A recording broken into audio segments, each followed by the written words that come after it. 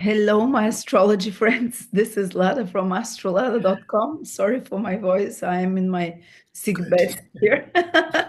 We continue the 2025 marathon, astrology marathon. And I'm so excited that astrologer Donny from Singapore is here with us. We haven't seen him on the marathons till since 2 years, and his predictions are always intense and he does not spare, let's say. He is not someone to spare you and pamper you. And I'll give him the word now. And as for all our viewers on Astrolada, Donny is offering, what was it, 35%? 35% of my Venus star reading is a shorter form, but it's still very much in depth. I don't do fruit salad readings. Yeah. Oh, the point short. So much, Donny. What do you have for us? Are Oh, you going to yes. scare us So or excite us? I did give you some preview regarding, what's in 2025. And, well, the presidential election for 2024 has been a roller coaster. I think I called it, it's like a soap opera, like a telenovela, full of ups and downs and lefts and rights. And, you know, even after the election, people are still talking about it. That's how polarized it is. And that's like the Gemini Venus star point that's valid from early June 2024, all the way till late March of 2025.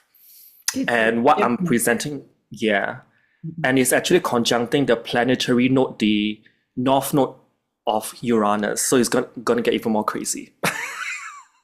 And you use a lot of Venus point predictions. Venus points is when the sun joins with Venus. Yeah, And the sun kisses Venus. Yeah. wasn't Yeah. that what the Mayans were using for predictions? They were predicting only with Venus. All the astrology was based on Venus. And also, they use a lot of eclipses. I do use a lot of eclipse activations as well. They use this to like Venus star point cycles and eclipses in Mayan astrology, if I recall.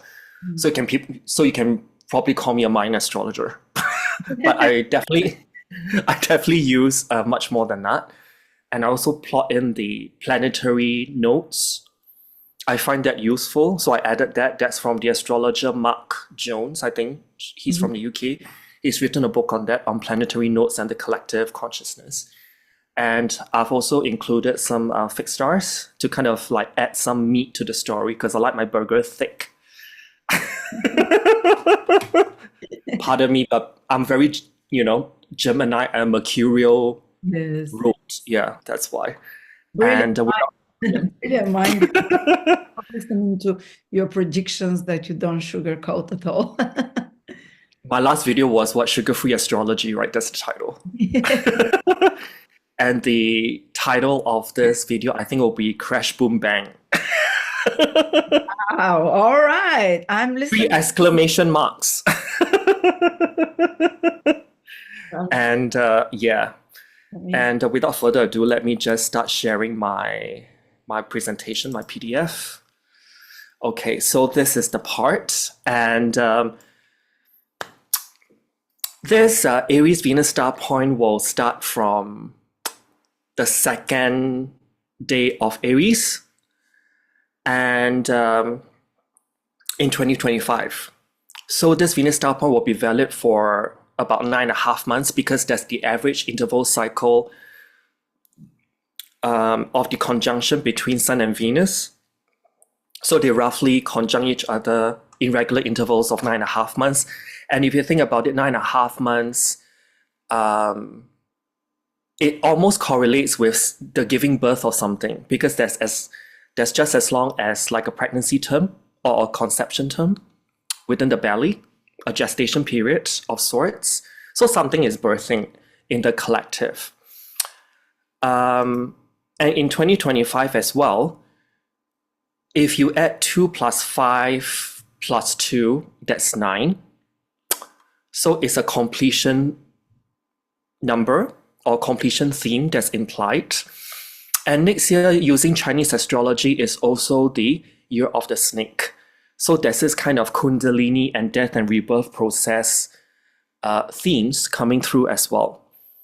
So if I combine numerology year 9 and also the year of the snake in the Chinese astrology, we can somehow have like a build-up of what's actually coming for us in 2025 and leaning into the beginning of 2026.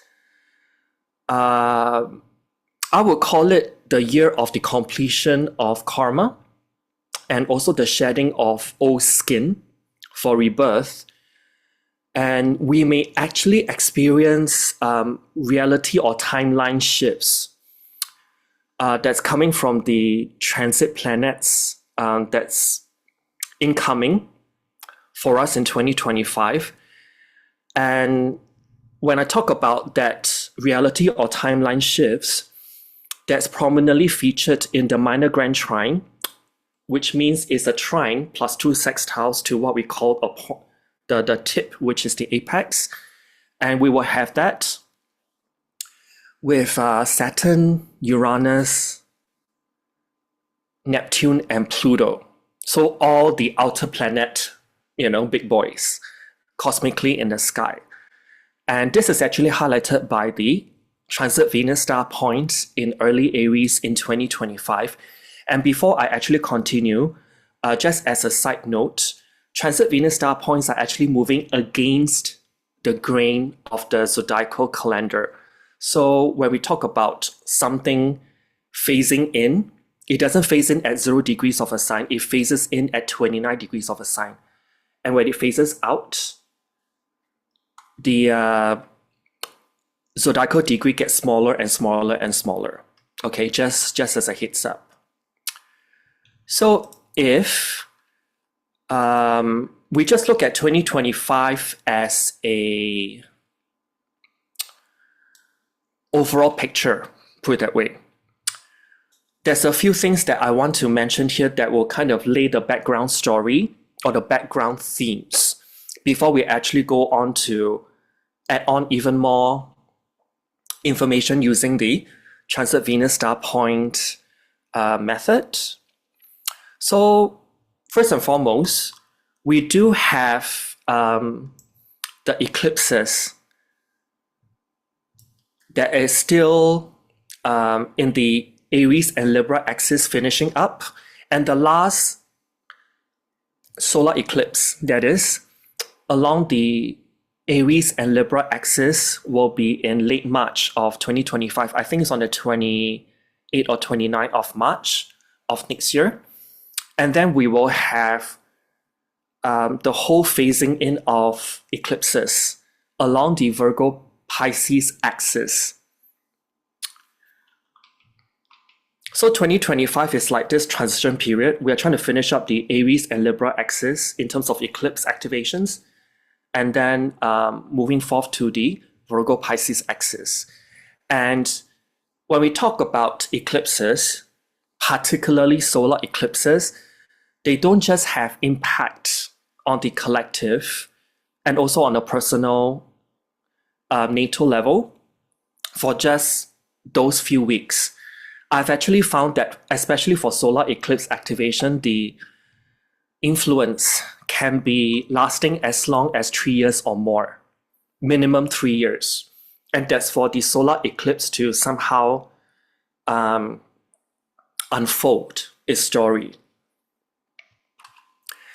And so if we actually rewind back to middle of October of last year in 2023, and earlier this year in April 2024, there's actually a pair of solar eclipses that actually form an X over the US.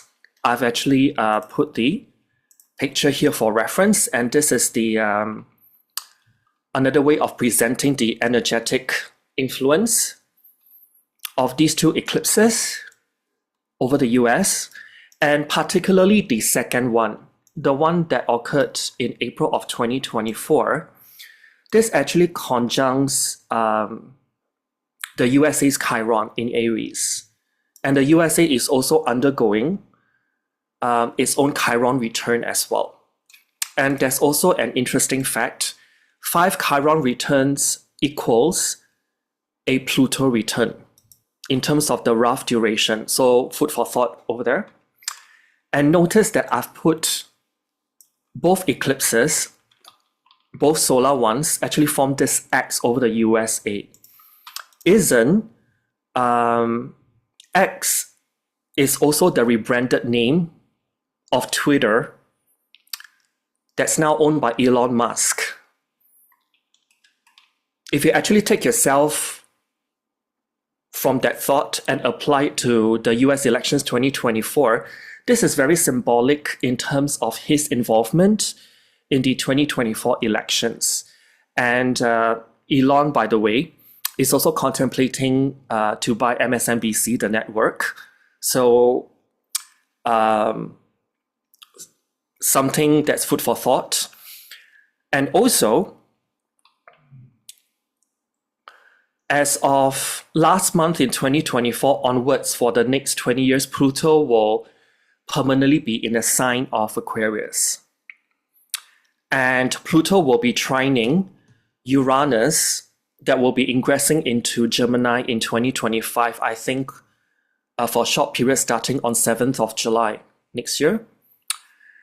And it will actually form a sign-based trine, an air trine between Pluto and Uranus, all the way until mid-2028. So this is like a preview in 2025 of what's to come, all the way till mid-2028, starting in 2026 actually. So you can think of this Pluto in Aquarius energy as the rise of technocratic power.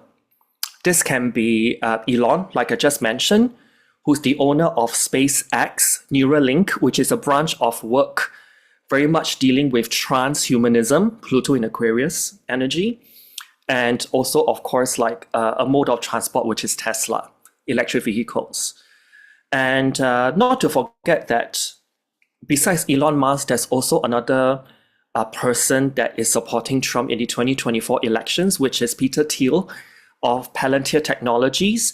And Palantir Technologies is basically dealing with software platforms for big data analytics, for military and intelligence purposes. Intelligence, Aquarius, those kind of energy. Big data is also very Aquarian in nature. And in retrospect, I think that is because because of this key component of Trump aligning himself with Elon that helped him win the elections as well. And also, of course, Elon donating a lot to Trump's campaign.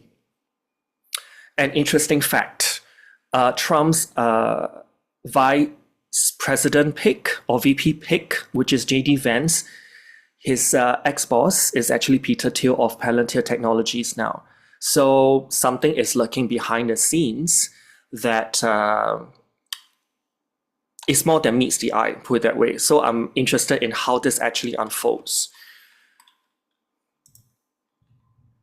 And going back to the transit Venus star point that's going to come in the second day of Aries season in 2025. This will happen at 2 degrees 39 minutes of Aries. And this again emphasizes the Aries and Libra axis again, the eclipses that we just had over the last year predominantly. And then we're going to finish up with this 9-degree Aries partial solar eclipse in late March of 2025. So what this is suggesting to me is that we are still having this background energy of that Aries Libra axis that's highlighted by the eclipses for the past 18 months or so. They're still running in the background, although the eclipse axis has moved forward into the Virgo axis, Virgo Pisces axis. And this is substantiated by this transit Venus star point in early Aries.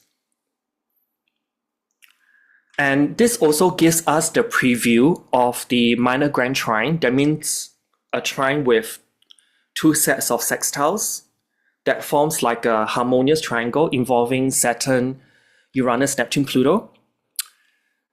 That's forming in 2025, which actually gives us a preview of 2026 actually, because in early 2026, I think in February, that's when all the outer planets, including Saturn, will come back to form that minor grand trine in the signs of Aquarius, Aries, and Gemini.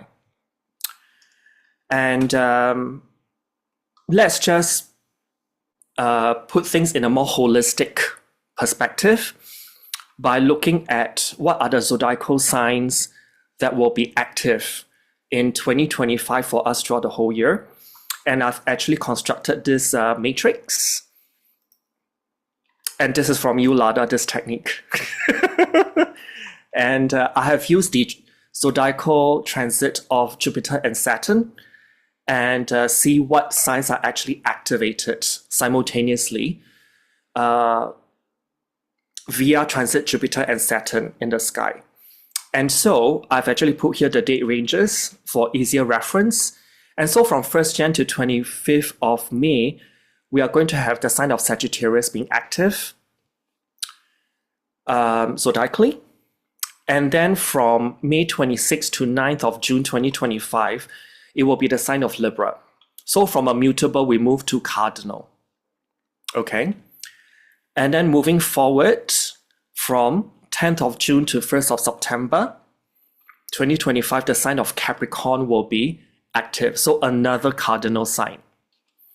Whenever there's cardinal sign being involved that's activated zodiacally, there's about to be a lot of initiative moments or like a lot of new starts, a lot of things appearing on the global stage, because those are cardinal signs. And then from 2nd of September all the way till Valentine's Day in 2026, we'll have the sign of Pisces being highlighted here via the sign, via the transit sign of Jupiter and Saturn simultaneously. So we've got 2 cardinal and 2 mutable throughout 2025 running in the background. And first and foremost, because it's a mutable, cardinal, mutable. So the whole year can be viewed as 2 disjointed bits energetically. And you may have this kind of thinking that this doesn't look right. Am I actually daydreaming? There's this WTF moment coming up. And this may be running in the background for us all. Notice that the missing modality astrologically is fixed. So nothing is fixed. So you gotta get on with it or else. It's like sink or swim kind of energy. And there's no time to be in inertia or to be stuck in a rut. But however, we may need to develop some kind of patience or steadfastness in order to get some things done, because the whole year can be kind of unnerving or unsettling, in my opinion. And there can be this kind of, you can't be too fixed in your thoughts, beliefs, and values. It's time to kind of redo a whole bunch of things. So I've actually written here that there can be some positive manifestations of this energy of 2025 running in the background. And there's also some kind of negative manifestations that may also come up as well, if you don't just roll with the punches, so to speak. And moving forward, there is actually some important periods in 2025 that I want to talk about. Right off the bat, in the middle of March 2025, there's a total lunar eclipse on the fixed star Denebula coming up. And in 2025, we've got a pair of total lunar eclipses and a pair of partial solar eclipses that will finish off the year in terms of eclipse portal energies. And going back to Denebula as a fixed star, this Okay, this fixed star can be talking about quick changes, exciting events. This can be good or bad. Fleeting happiness is another theme that I want to talk about, and sometimes catastrophes. It's also linked to the fixed star the nebula. But having said that, the nebula is also very much linked to the occult and metaphysical knowledge with the accompanying awakening experience. This is what I talked about earlier when we talk about 2025 as a numerology year 9 experience, together with the Chinese year of the snake as well. So I think this particular eclipse, there will have a lot of awakening impact on the collective, but it also brings some shadow side as well. Also, I want to mention here that around the time of the sun moving into the sign of Cancer on 21st of June 2025, there's actually several pairs of planets that will form inconjuncts or quincunxes. Those are 150-degree aspects to each other. Namely, there's Mars and Saturn, Mars and Neptune, Mars and Pluto, and lastly, Jupiter and Pluto. During this time, very close to the sun moving into the sign of Cancer, I'm talking about late Gemini season in 2025, this can be a period where, depending on whether your personal chart is being activated, this can augment or exacerbate your anxiety or worry levels. But having this, it's like having this foreshadowing feeling or premonition, some people call it, that something big will be happening as we move into the summer in the Northern Hemisphere.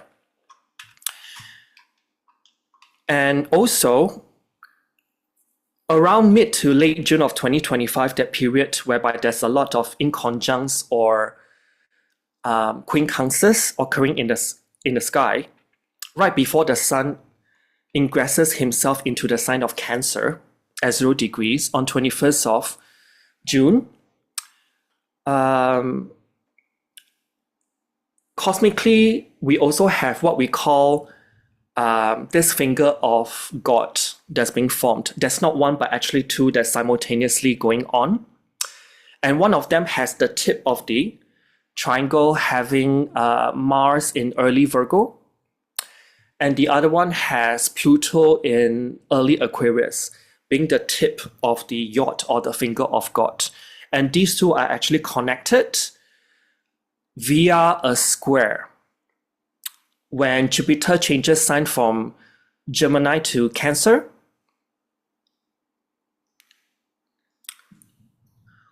so Jupiter in Cancer, when it's freshly ingressed into that sign, it forms a square to Neptune and Saturn in early Aries.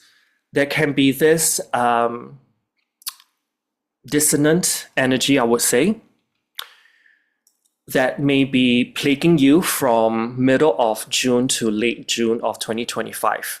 So if you have your Sun, Moon, Ascendant, Midheaven, your chart ruler, which is your Ascendant ruler, or even your vertex, which is the second descendant in anyone's chart, being in 0 to 3 degrees of the cardinal signs, Aries, Libra, Cancer, or Capricorn, you will definitely feel it. And there can be this theme of fated, huge gains, or likewise reversals in fortune. And this period will be revisited again in the second half of September 2025. And that's because we do have a partial solar eclipse that will be happening at 29 degrees of Virgo. This is very close to 0 degrees of Libra, which is part of the cardinal axis. Cardinal axis meaning 0 degrees of Aries, Cancer, Libra, Capricorn. So that eclipse coming up in the third week of September 2025, there will be this revisit of energies that somehow link back to the second half of June 2025. And if we actually look at the Sun's ingress chart to 0 degrees of Aries, okay, I've got it here. So this is the ACG map in short, or what we call the astrocartography map. Let me just move the chart. Okay, so this is for the Aries ingress. This is where the Sun moves to 0 degrees of Aries. So this is what we call the start of the astrological new year. So all these lines are planetary energies that's plotted against the backdrop of the world's map so that we can see what part of the world is affected by what planetary energies.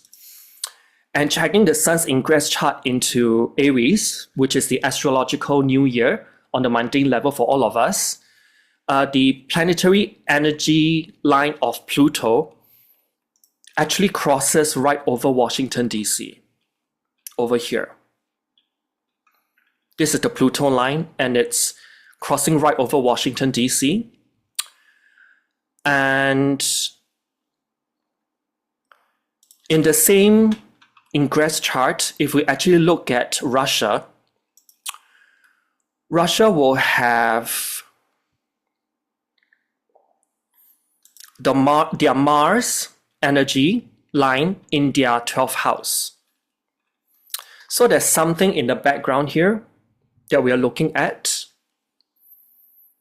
Mars is actually pretty close to the ascendant plotted for the locality of Russia during this Aries ingress period, but it's actually coming from the 12th house. So the Mars has just only risen.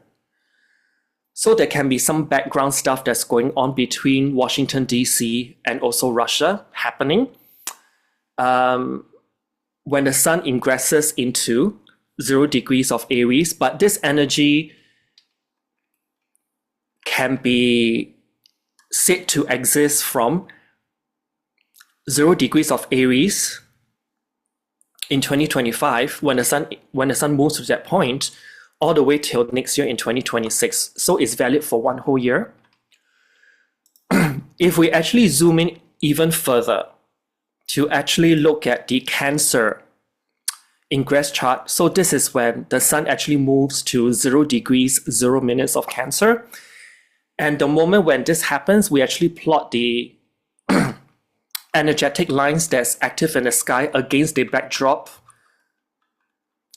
in this case, the map of the world, to actually see what is actually going on. Something even more interesting comes up.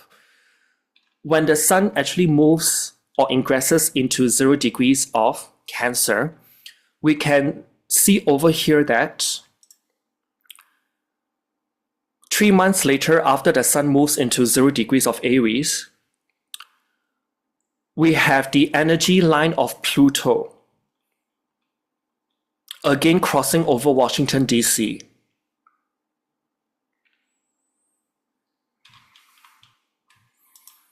It will be on their ascendant, by the way. And if we actually zoom in on Moscow, Russia, there's the Mercury line is rising in late Cancer.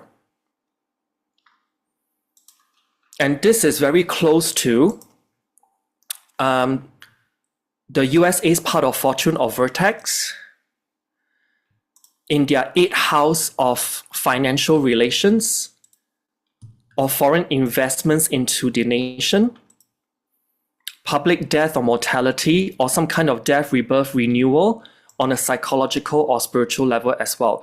So I will go on and say that as a short little conclusion, that there's some things going on during Aries season and also Cancer season involving DC and also Moscow. So there can be some kind of negotiations or discussions when Trump will be in office to is something pertaining to the Ukraine-Russia war. And I do see this is pretty much jumping in front of my eyes. And there may be this kind of, should I say, be it financial incentive or ease of sanctions, because anything that's sanction related is also linked to the 8th house because it hurts that country on a financial trade level. So there can be this talk of like, okay, like we can sit down and have this chat and we're going to do with yourself and the Ukraine thing and the war that's been going on for a long time since 2022 February. So there can be this thing that's happening in 2025, definitely. And this is very much seen here. And kind of sweetening the deal, this can be like, you know, maybe we will not sanction you as much, so on and so forth. Because Mercury line is something to do with trade in terms of volume as well. Something about exchange, particularly it is in USA's 8th house, this mercurial line.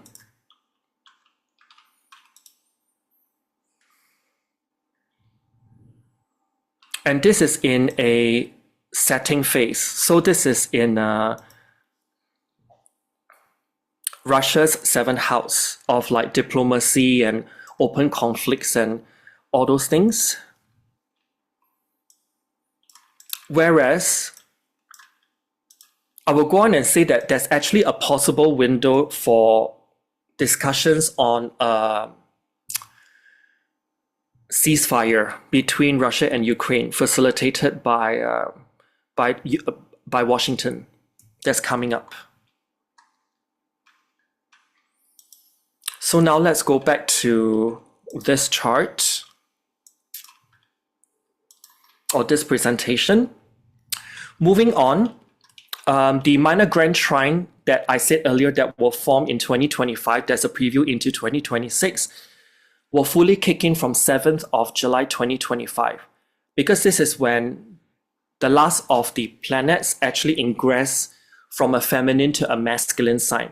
We do have Pluto, Neptune, Uranus, and Saturn all ingressing. Well, Pluto has already ingressed. Talking about Neptune, Uranus, and Saturn. These three will be ingressing from feminine signs to masculine signs in the year 2025, giving us a sneak preview into 2026 energies. And when we talk about that masculine minor grand trine involving Saturn and also the three outer planets, we will fully feel its effects starting on 7th of July of next year. And this will be lasting till 22nd of October 2025. This is when Neptune actually ingresses back into the sign of Pisces for one last time, because in 2026, Neptune will be moving for good into the sign of Aries and not going back to Pisces. So I will go on and say that this preview will be giving us the backdrop of this new paradigm or world from 2026 onwards. And not to forget that we do have a partial solar eclipse at 29 degrees of Virgo, very close to 0 degrees of Libra.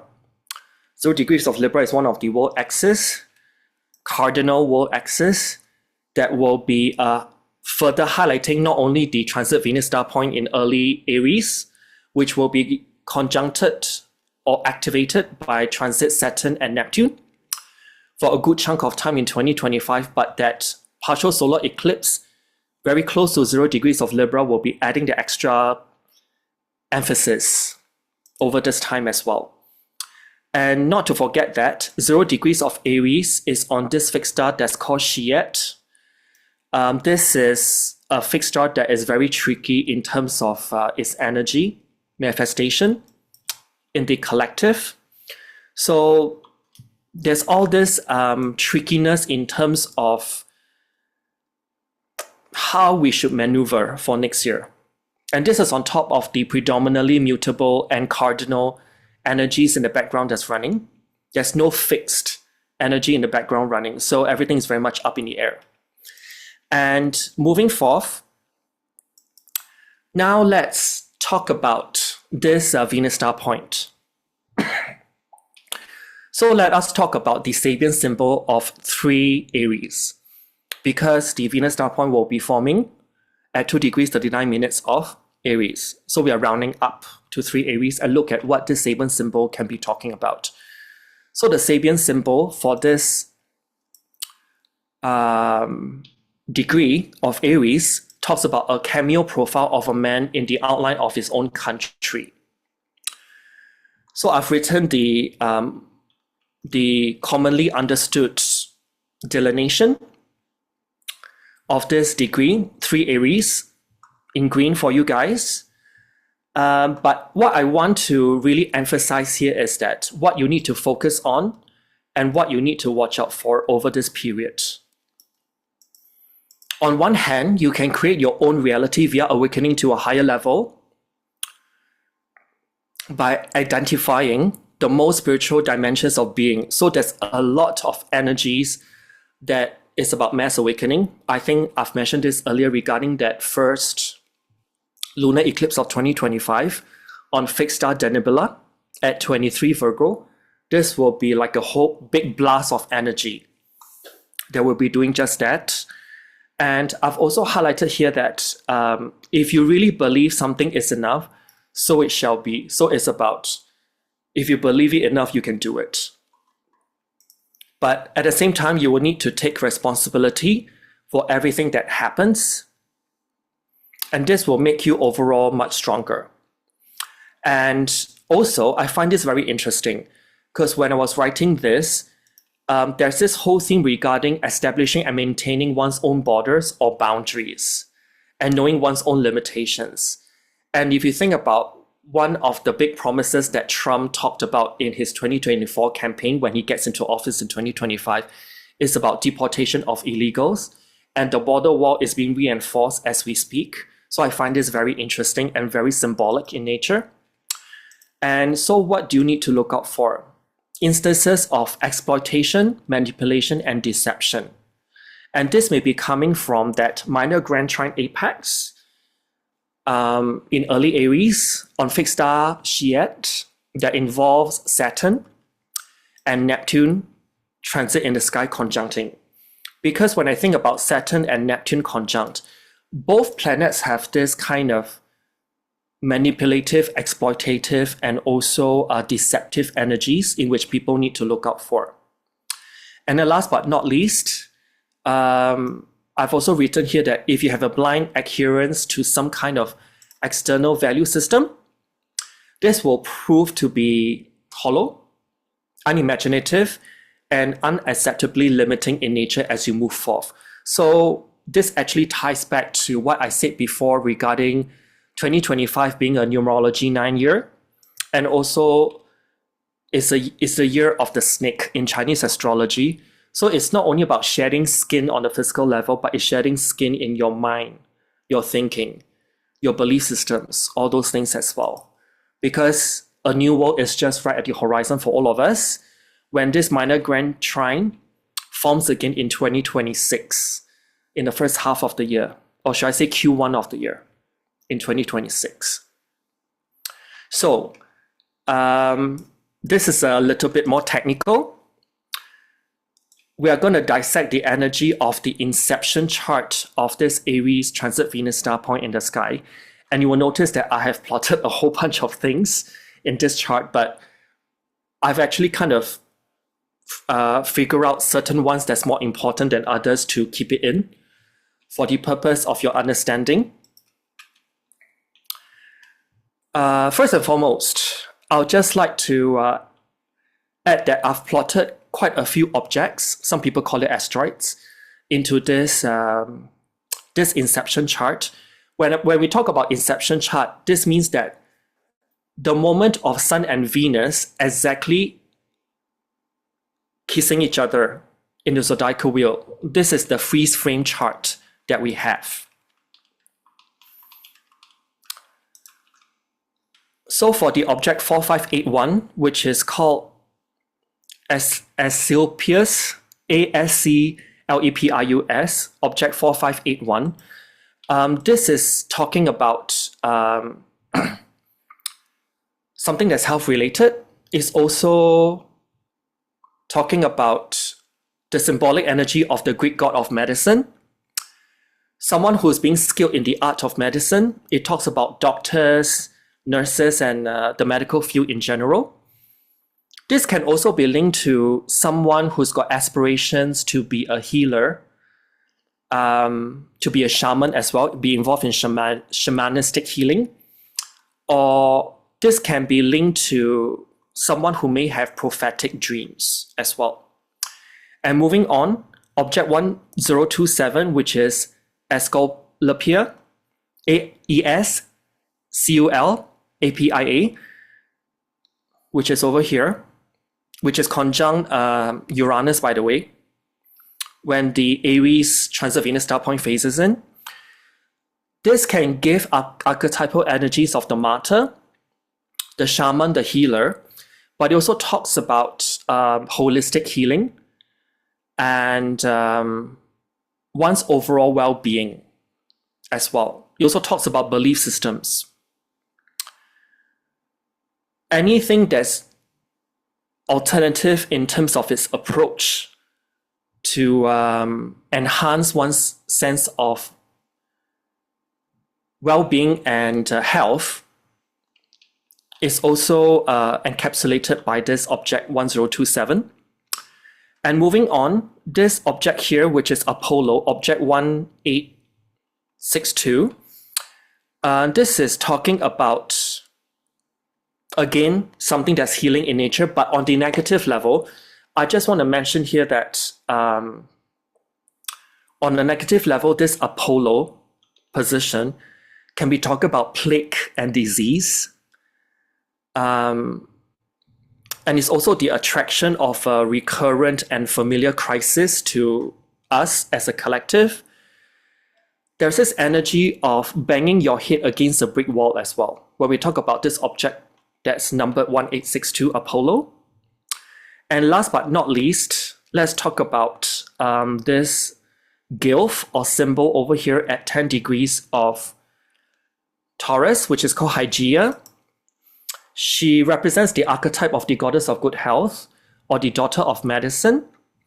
And she is the sanitation or hygiene goddess. This Hygeia is heavily activated back in 2020 when we went into lockdown. And I did mention earlier, she's the sanitation goddess. And what are people fighting over in the supermarket? Toilet paper. Yeah. So this is very much that. But Hygeia also talks about holistic healing as well. Why have I actually plotted these 4 placements on top of already a lot of placements in the chart? Because I want to see whether are there any thing that's regarding health or even pandemic related that's being highlighted in this Aries transit Venus star point. Because the previous Aries transit Venus star point happened 4 years ago in 2021 into early 2022. And that's when they actually push very hard for the vax in a top-down level. And I want to see if there's some kind of rhyming that occurs as we move from 2025 into early 2026. And also, we have Saturn and Neptune in this inception chart. They are both in Pisces when the second day of Aries season comes along in 2025, but they will eventually be transiting to meet up at 1 to 2 degrees of Aries for a good couple of weeks. And this is captured here because Neptune is also conjuncting the North Node. And also that North Node is conjuncting Saturn. When we talk about Saturn-Neptune cycles, because they do have their own synodic cycles, It's very much linked to communism and the Russian influence on the global stage. But when I think about Saturn and Neptune as well, it also in very recent times talks about the World Wide Web. So there's some things that's going on pertaining to the World Wide Web and also the whole ideology of communism and the Russian influence coming through as well. There's about to have a lot of political changes and reforms when we talk about Saturn-Neptune cycles. And it's also very much intertwined in the development of socialism and communism as well. So this is what I want to mention here. And when we talk about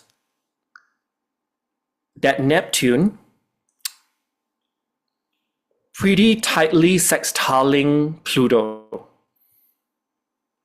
By the way, we are going to have this Neptune sextile Pluto energies that actually started back over the Second World War.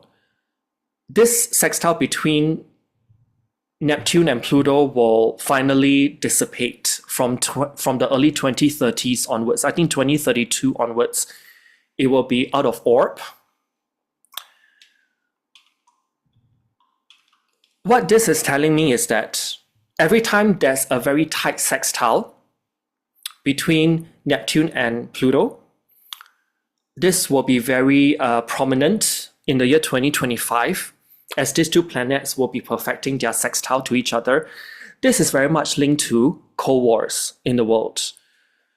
What this is suggesting to me is that from 2026 to 2032, there may be this energy of us having Cold Wars in the world as well. So there's something to take note of. So let me go back to this. And also, I want to mention here that the moon in the inception chart is out of bounds. Anything that's out of bounds, which means that is exceeding the declination of 23 degrees and 27 minutes. This is the defining point whether a certain planet or point is out of bounds. So the moon is exceeding 23 degrees and 27 minutes in terms of its declination. What this is, and is in a sign of Capricorn. Moon is in a sign of control, Capricorn. Capricorn is also about governmental control. So there's something going on there. And the moon is ruled by that Saturn, which is conjunct the North Node and Neptune. So there is this energy of some kind of control over the World Wide Web, talking about censorship. This can be the case. Or there can be some kind of expansion in powers of a certain country that's very communistic or socialistic in nature.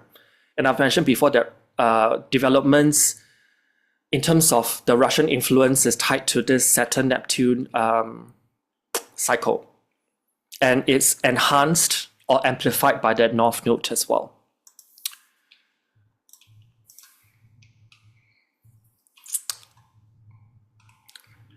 Also, Mars is in the sign of Cancer, not the happiest sign that it is in.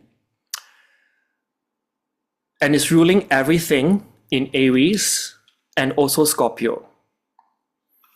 This is telling me that there's a lot of protectionistic tendencies that's going on in the world, or that people's houses, which is Cancer, are about to be destroyed as well. Furthermore, I have also plotted in the planetary node of some very specific placements. I've plotted in the North Node of Chiron. This is right in the beginning of Scorpio, which is also Mars root. And also the North Node of Hygeia, which is right beside Pluto as well. There's some crisis going on that can be pandemic related. Okay. And I've also plotted in the north node of Ceres, which will be conjuncted by transit Uranus during 2025, when Uranus is stationing retrograde.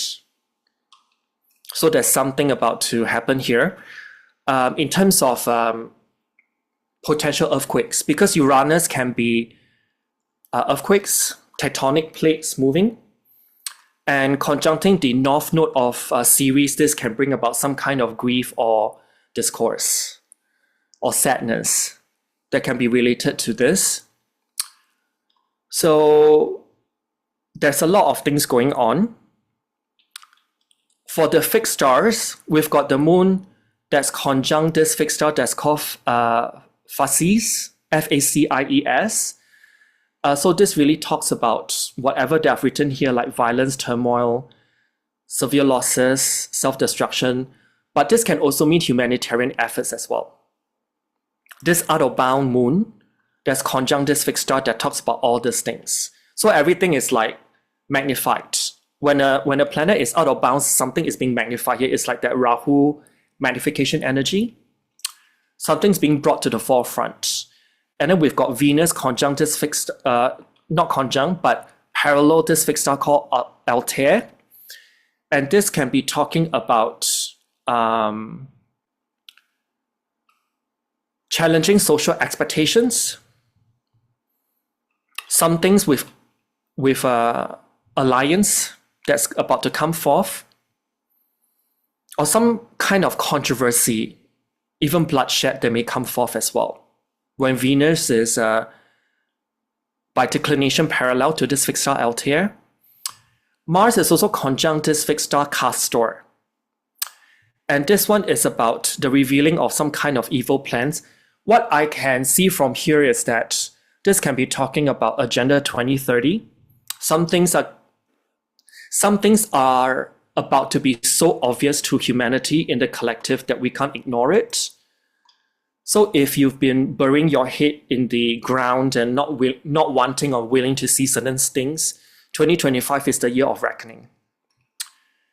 And this can be in a form of violent events that may come forth as well, with Mars being conjunct this fixed star called Castor.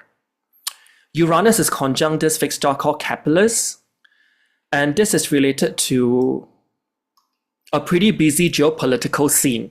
So 2025 is like a carry forward of 2024, whereby there can be some kind of escalation in the geopolitical realm. This may also be talking about major or artificial meteorological phenomena that actually may affect or displace people as well. And people may be caught by surprise due to like they may not see coming. So there's this blindness in which I've mentioned. And last but not least, Neptune is conjunct this fixed star called Scheat. And on one hand, it's very good for occult or psychic matters, but it may also be pointing to being accident prone, or there's some kind of drowning events or some waterborne events. When I see Neptune conjuncting this fixed star Scheat, there can be also warfare happening in the sea. And from my analysis, this can be pointing to the South China Sea. In 2025, there may be some kind of seaborne conflicts going on. It's going to be escalated. It may also be pointing to deaths in catastrophes such as floods, shipwrecks, mining incidents, and also aviation related as well. And there may also be kind of like a whistleblowing incidents coming from people going undercover, or they discover all these hidden secrets is about to get revealed. So this is very much in tandem with this Mars conjunct fixed star Castor or Castor. Mars and Neptune is doing its job to bring things to light, put it that way.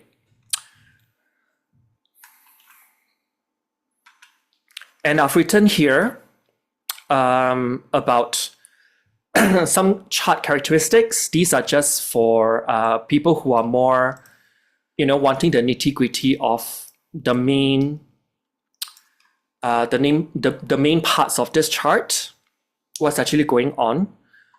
But what's even more important is the second point. Yep, over here. In the Aries VSP inception chart, we do have this Jupiter at 14 degrees 40 minutes of Gemini. This was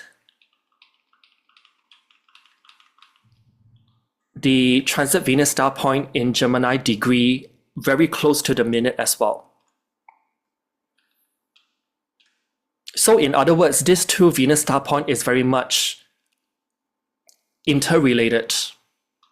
There's this kind of spillover effect whereby one affects the other and vice versa.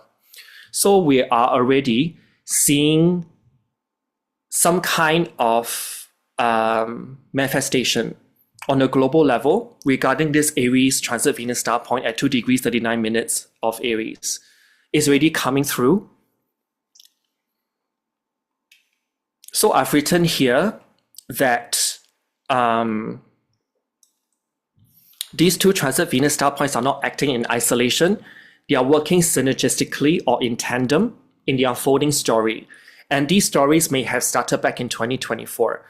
And the stories will further develop in 2025 into early 2026, when the next transit Venus star point, this time in a sign of Capricorn, comes along.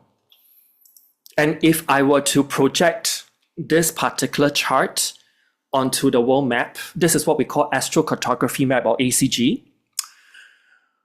There are certain parts of the world that's of interest when we do this. First and foremost, we've got San Francisco and Los Angeles, because this transit Jupiter that I just mentioned is culminating, which means that it is close to the midhaven, right over Vancouver, San Francisco, Los Angeles. On the other hand, it is rising. This transit Jupiter energy in Gemini is rising over North and South Korea. Jupiter really talks about international relations. In the sign of Gemini means it's something to do with sister states or country. And nothing says sister state or countries like North and South Korea. They already have this instance of hostility that started over the annular solar eclipse at 10 degrees of Libra in mid-October of this year. And I do see that something is going to further escalate, in which I'll get to in a minute, by sharing the chart of North Korea. We do have several things that's going on. Notice that we've got Mars at 4 degrees of Scorpio, Venus at 1 degree of Leo, and Uranus at 0 degrees of Cancer. When that minor grand trine is going to form in 2025, it's going to be in a very tight range of 0 to 3 degrees of Aquarius, Aries, and Gemini. And this will indirectly or directly aspect North Korea's Mars, Venus, and also Uranus. And Uranus, as we know, is something to do with nuclear. Venus is something to do with diplomacy, peace, or the lack of.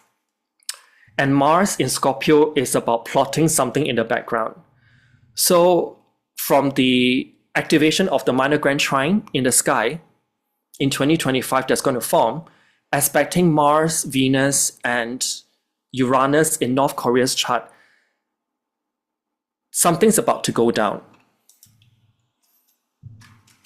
Something big's about to go down regarding the North and South Korea, or should I say the Korean Peninsula conflict is going to escalate in 2025. But do I actually see it being full-blown in 2025? not quite yet, because I've also got to consider, are there any eclipse activations that's going to add to the story. The eclipse story, it only comes in 2026 when there is a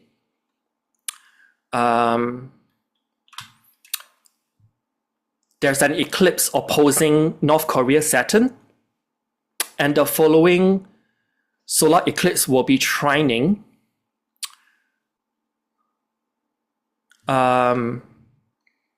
North Korea's Jupiter when the eclipses swing to the Aquarius and Leo axis. That's when things I would go on and say it will shit will go down in 2026. There is this total lunar eclipse that's in mid Pisces that will be opposing the sun of North Korea. How I would view this will be that in around mid-September of 2025, when the total lunar eclipse will be at 15 to 16 degrees of Pisces, opposing North Korea's sun, there will be some kind of retaliatory or some kind of decision about to be taken by North Korea then. But the main event will be happening when the eclipses activate North Korea, Saturn, and Jupiter in 2026. So in short, if you want to still go South Korea for a holiday, I will go before 2026 actually swings by.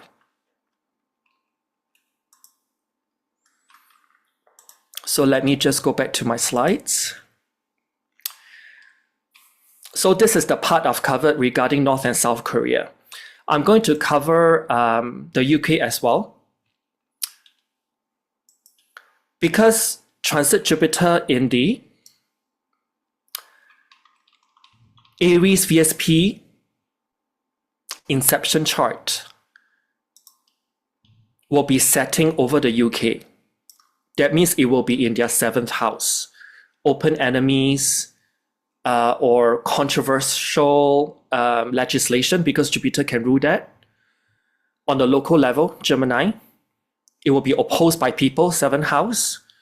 So we will look into the UK as we finish this presentation. And another pairing that really stood out to me is the out-of-bound moon and Mars and in the inception chart. So going back to projecting the planetary energies and lines using the technique of astrocartography or ACG, and observing where is the moon and Mars energy being the most active, we've got Florida, which I've highlighted here. And Florida has already been successively hit by hurricanes in late September of this year, when the first eclipse along the Virgo and Pisces axis actually occurred. This one is a partial lunar eclipse happening in late Pisces that's conjunct transit Neptune. Interesting, Neptune.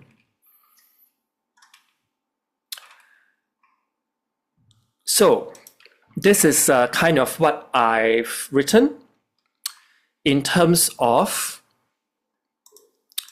the possible manifestation of this transit Venus star point in Aries as we move into 2025. A lot of things, I know it's a lot of words, and there's some that I want to pick up that's of interest. So just by looking at all those nitty-gritty things over here, which I've explained, there are some things that I want to further elaborate. First and foremost, there can be recessionary times ahead of us in 2025 as food prices continue to surge or soar towards record levels. And this can be due to some kind of modified weather patterns coming from instruments. I'm talking about HAARP, H-A-A-R-P. This has been implicated with the with whatever that went on this year with the was it North Carolina Hurricane Helene. There's also some kind of implications here that hub or more powerful instruments may be used in 2025 to modify our weather patterns.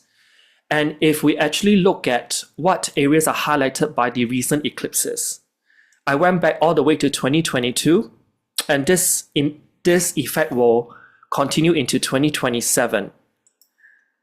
Eclipses happening for this 6 years. They all somewhat highlight Antarctica. And in recent times, some whistleblowers have come forward to disclose what's actually going on over at the 2 poles of Earth, whatever that they are doing, or they're not telling the people. That is very technologically driven. And this is all to set the ball rolling to bring about the one world government policy. And this may, in some ways, push millions to partake in the Green Revolution because of this Uranus in Taurus energy in the inception chart, that by transit, it will conjunct the north node of Ceres. Ceres is about harvest, and also crops, and also agriculture and ecology.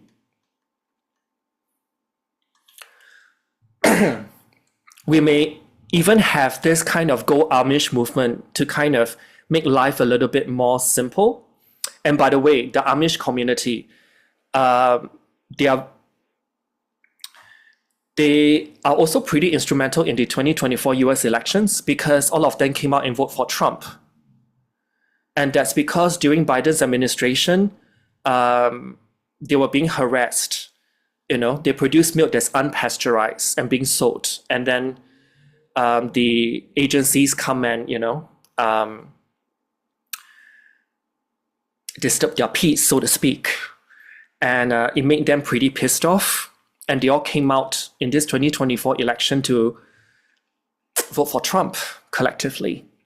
And going back to Hurricane Helene as well, then that impacted North Carolina, the Amish community have come out, used their own money, and built houses in a very effective, cost-effective manner for people who were displaced. So I need to give my kudos to them because they really put where their mouth is at.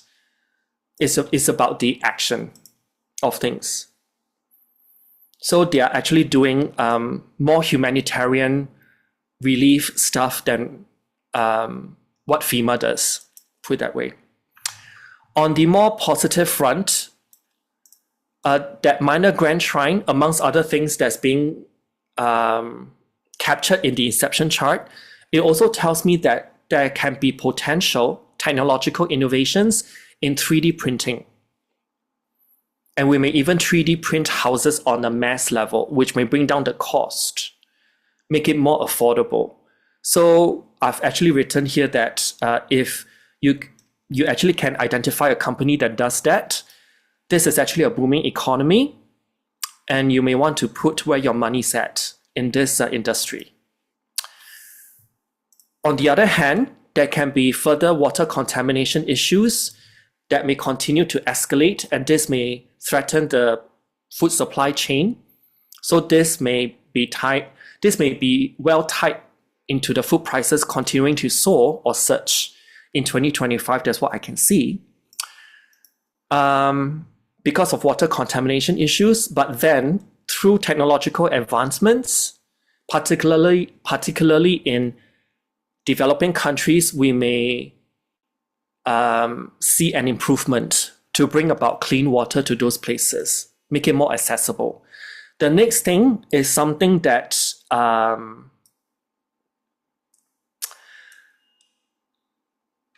Lada, you may want to take note of, because I'm about to talk about potential bio-terrorism. And this is actually linked back to all the asteroids and the planetary nodes that I've plotted in. So the 4 that I've explained briefly, and then also the north node of Chiron, north node of Hygeia, and also the north node of Ceres can be one of them as well.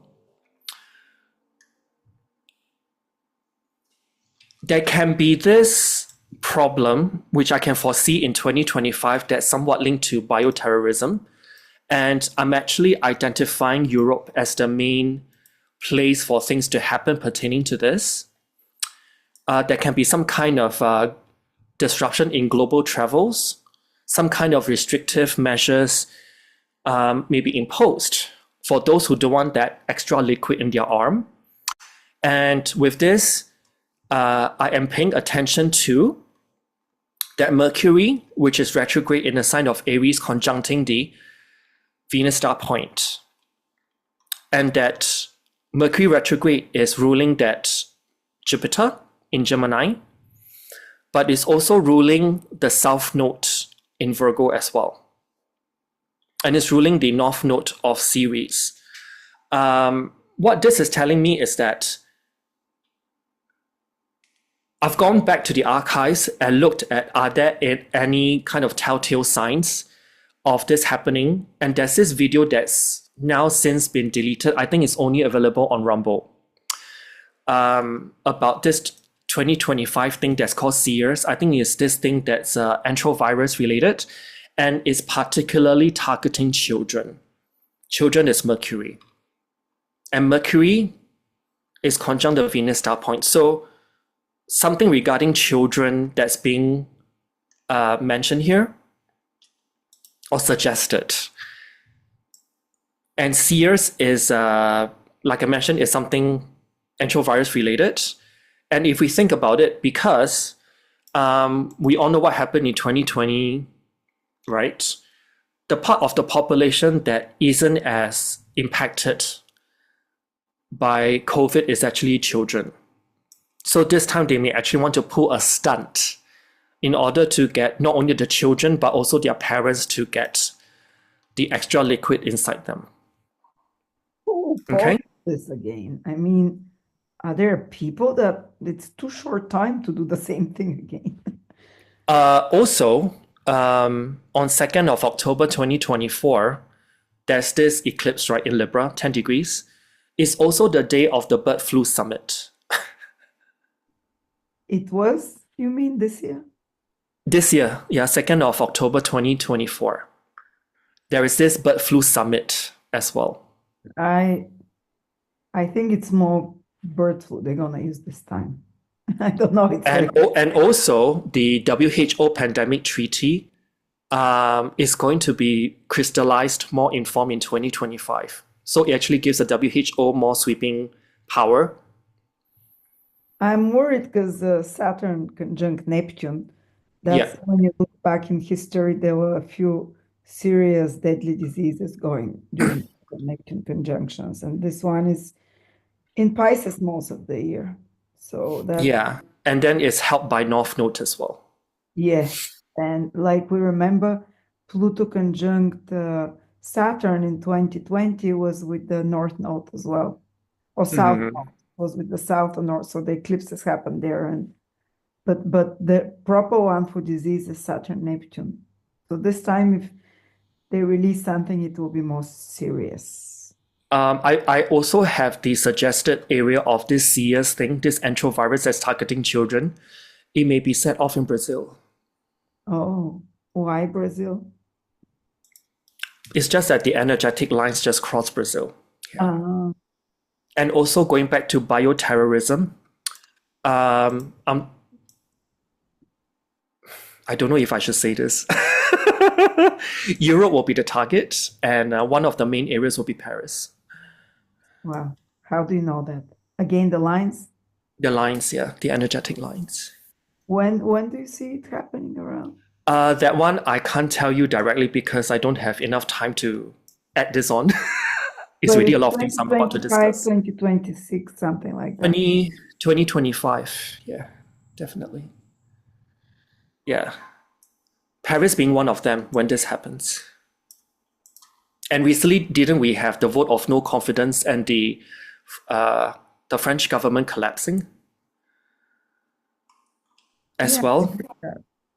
and there's more things coming with France, but I didn't focus on France that much this time because there's more than enough to go around with what I'm about to share. And then there's recently this disclosure of like, we are coexisting with alien life in the oceans, Pisces, Neptune. And also in the skies as well. There's a lot more like UFO sighting videos that's floating around.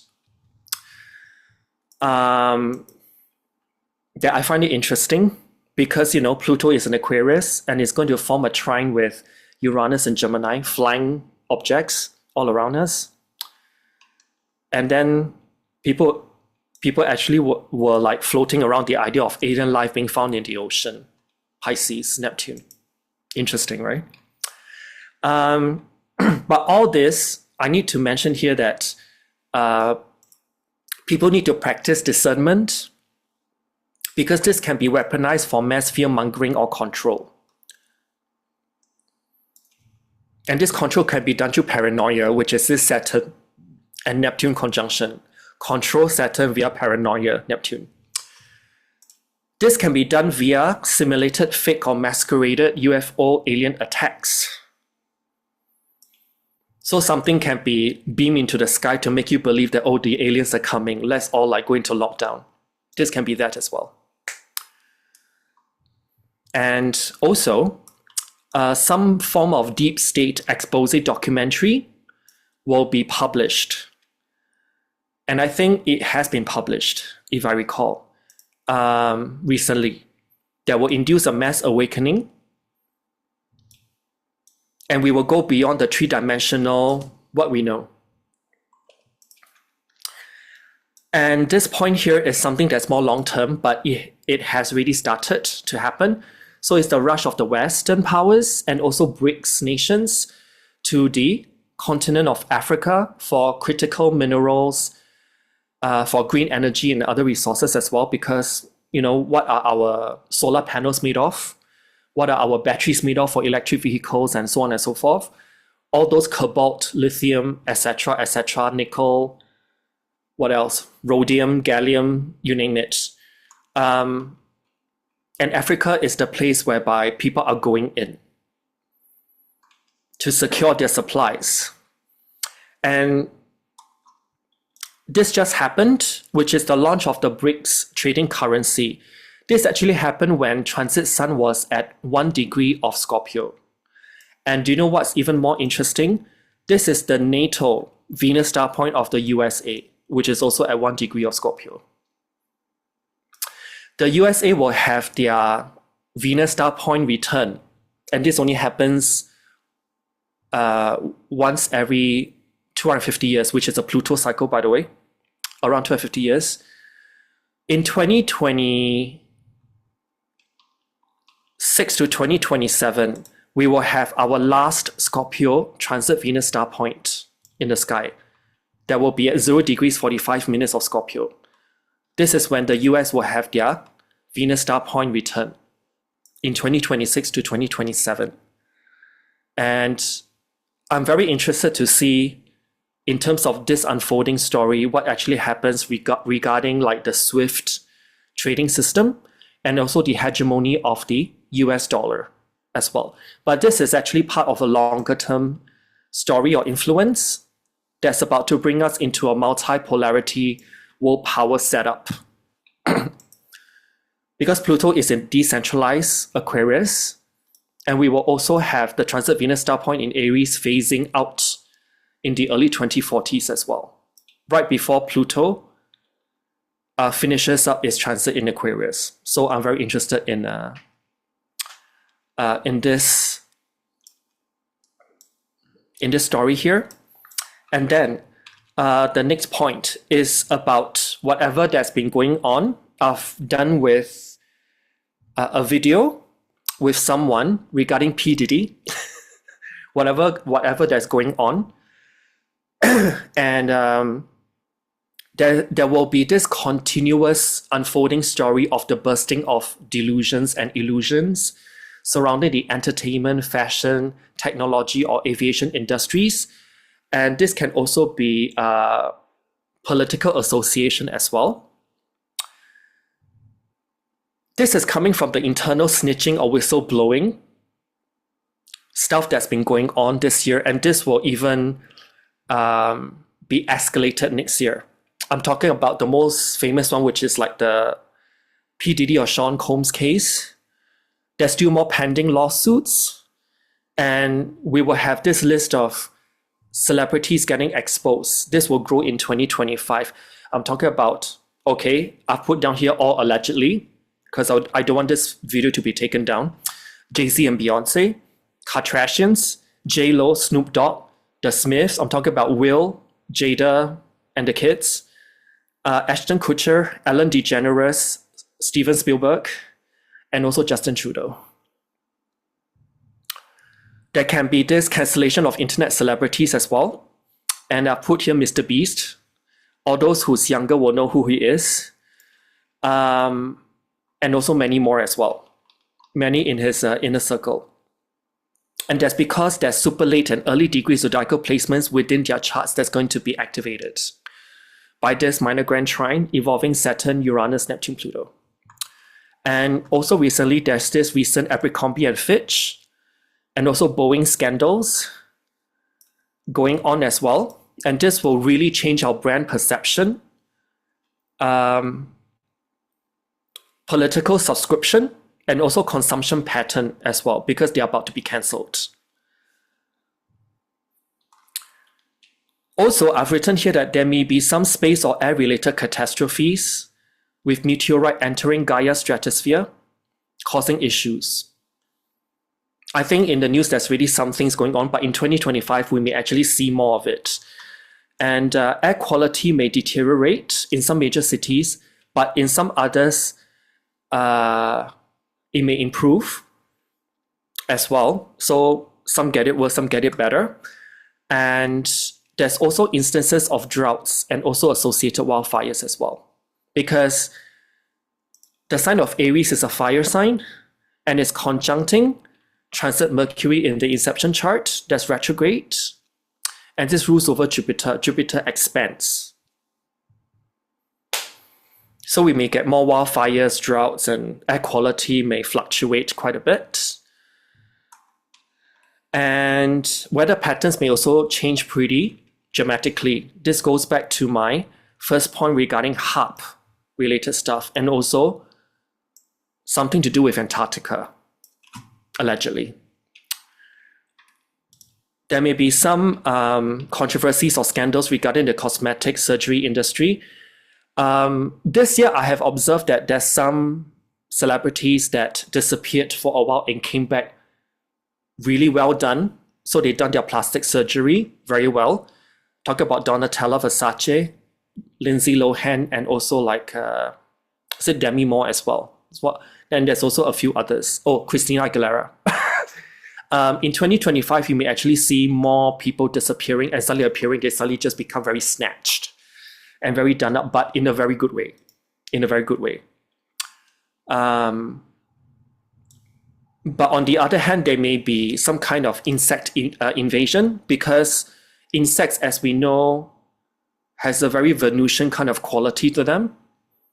That's part of the Venus star point. It's now in the sign of Aries conjunct the Sun, and it's also conjunct Mercury retrograde. So there can be some kind of insect invasion that may be exported to foreign lands, and this is due to some kind of sea cargo checks or inspections being choppy and sloppy, like a fruit salad. And of course, that Mercury retrograde that's conjunct the Venus star point, it is in the sign of export, which is Jupiter.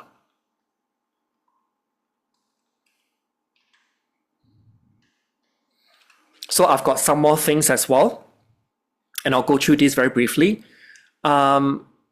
Because of that minor grand trine that's formed in the sky, we may actually experience in 2025 polar shifts actually accelerating. And this may cause instances of major volcanic eruptions to occur.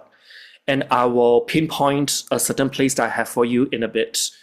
So this may disrupt air travel as well because of the plumes of smoke that may happen. But this also can be talking about earthquakes as well, which may cause mudslides. If we think about that Saturn and Neptune conjunction, Saturn is mud, something earthy. Neptune is slides, mudslides. Maybe more prevalent. But I just want to mention here that with this polar shifts accelerating, we may actually see the productivity belt. This is done via like the weather pattern changes. It's going to move further up. So I'm not even surprised that in a few hundred years, places that are like frozen cold, like Siberia, may even have forests, something of that nature, for example. Also, we will see the darker side of AI technology and robotics. And I've actually seen someone post on the social media that they actually prompted, like, I don't know if it's ChatGPT or Gemini, the system, and whatever that was spit out by the AI chatbot, basically asked the person to go and die. I hate humans, something of that nature.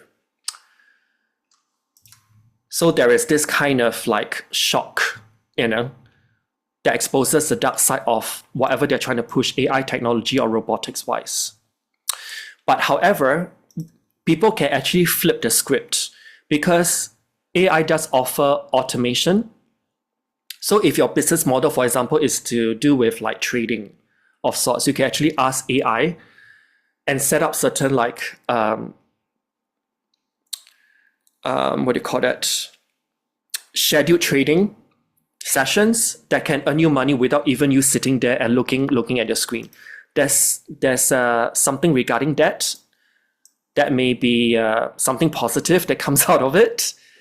I do see also potential stampedes taking place in some kind of place of worship or some kind of holy land because of that Gemini that Jupiter in Gemini energy, together with that moon in Capricorn that's out of bound, and that Mars in Cancer as well on fixed star Castor. This made me think something of this scenario of a stampede possibly happening in a holy place or place of worship. And last but not least, we may actually see the global emergence of a water supply crisis. And this may be due to what I said earlier regarding the second half of June 2025, when Mars moved into early Virgo, and there will be the formation of not one finger of God or yod, but two yod. And these two yods will be joined by Jupiter in Cancer squaring Saturn and Neptune in Aries, both cardinal signs. So this is what kind of made me want to include this as well, because Jupiter in Cancer is water. Jupiter is, that having that abundance is squared by Saturn and Neptune in Aries. So we may have this kind of global supply of water being dumbed down, or there's some difficulties and crises pertaining to that. And last but not least, over here, I've actually written here something regarding a mass awakening. So we are all multidimensional in our existence, but it just probably takes this minor grand trine to form in the sky with all the outer planets involved, including Saturn, to really push us to make quantum leaps in 2025. And this is a preview into 2026 energy. And the next point that I want to make, because all these are like, mostly negative, I want to add more positive vibes into this presentation. And in 2025, we may actually have the potential to see or to experience the announcement in humanity having this technology that may help us to facilitate the generation of free energy for the future. This is one of the good things that I can think about.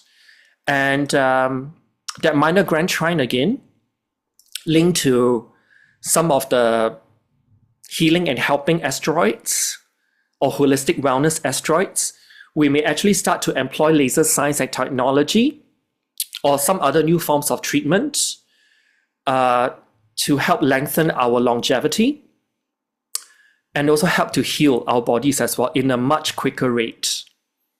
Something to do with sound, frequency, and vibration. Something of that nature is going to be like, that's like a supersonic development over there. But this may not be available to most of us peasants because it probably costs a lot of money. And there's also this war on existing obesity.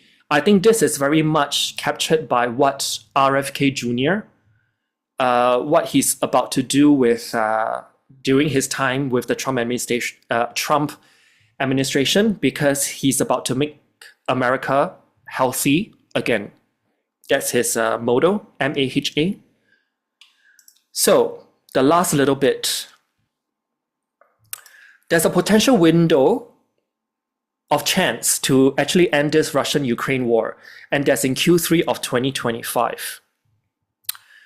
A potential ceasefire may happen, and this may make crypto and stock prices rally, but it's a very narrow window, in case people are wondering.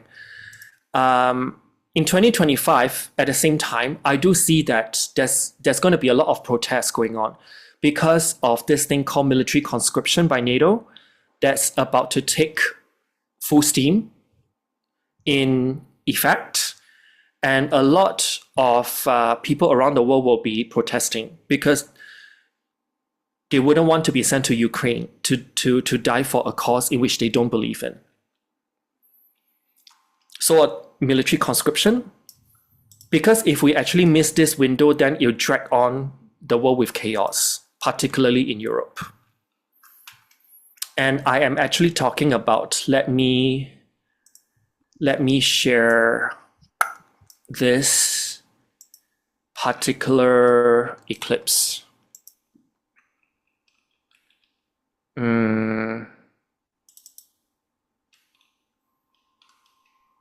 Oh, let me.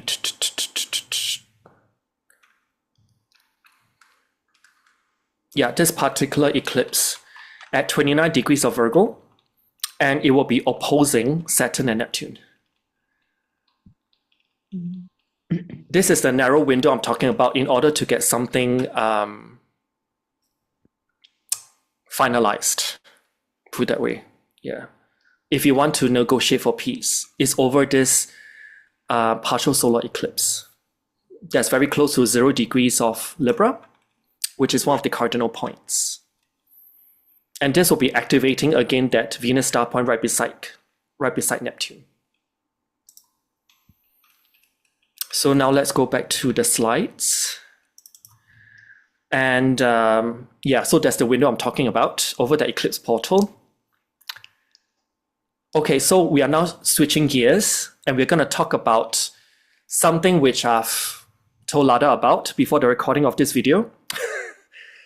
And it's about a natural disaster that I can foresee that's coming up very soon. And let me just start off why I can foresee that. So first and foremost, I've pulled up FEMA's chart. FEMA is the Federal Emergency Management Agency. It's an agency of the US Department of Homeland Security. And they are prominently featured when Hurricane Helene did hit North Carolina and caused a lot of damage. So they've received both praise and mostly criticism, particularly during the 2024 elections, because they've been accused of selectively helping households who are impacted by the hurricane, depending on whether they are leaning left or right politically.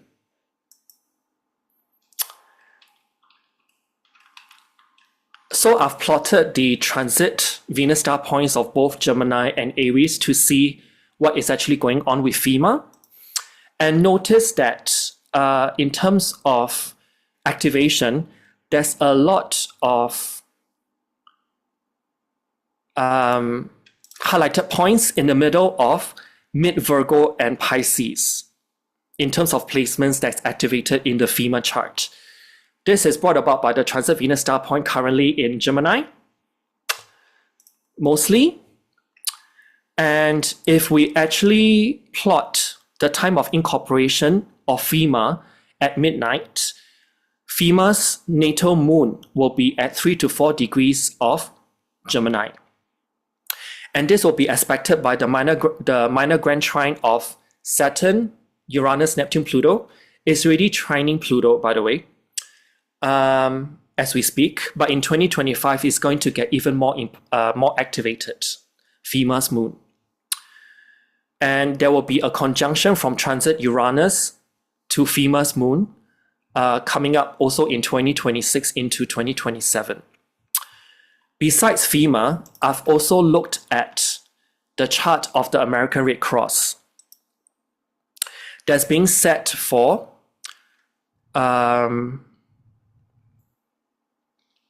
let me just look at, just quickly Google American Red Crosses.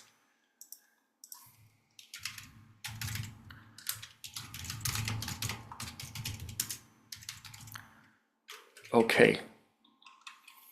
They're incorporated on the first day of Gemini season in 1881. So their sun is at 0 degrees of Gemini. The American Red Cross's sun will be conjuncted by transit Uranus as well. And the American Red Cross is very much, they work hand in hand with FEMA for disaster or humanitarian relief.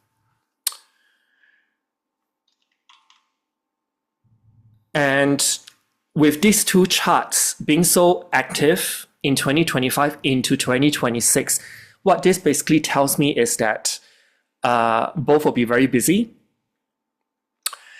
and they will be catapulted into prominence for some kind of disaster relief of sorts within the country in the US. And I've also noted here that although they may be called into prominence, there are also certain activations that suggest that despite them being fast acting or jumping into action quickly, they may still experience some kind of shortcomings or failure in providing adequate assistance because they may be feeling overwhelmed. So moving on to the next part, where am I actually talking about? I'm talking about the state of California.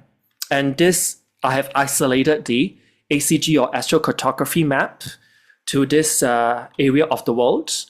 And I have particularly pinpointed the total lunar eclipse in the middle of Pisces, zodiacally, on September 7th, 2025. On one hand, you've got the Venus midheaven line cutting right across the state of California. But then if I actually plot in all these lines in yellow, these yellow lines are called parents. These are secondary influence lines. But if they actually stack up, they may actually supersede whatever main lines that's crossing over this area. So I've plotted all these parents highlighted in yellow. So I've got like Pluto and Vesta, Uranus and the Moon, Jupiter and Neptune, both planets co-rule the sign of Pisces that can talk about tsunamis. You've got Sun, Uranus, and then you've got Pluto, Juno as well. So you've got a lot of Uranian, Plutonian, and then you've got Jupiter and Neptune involved as well.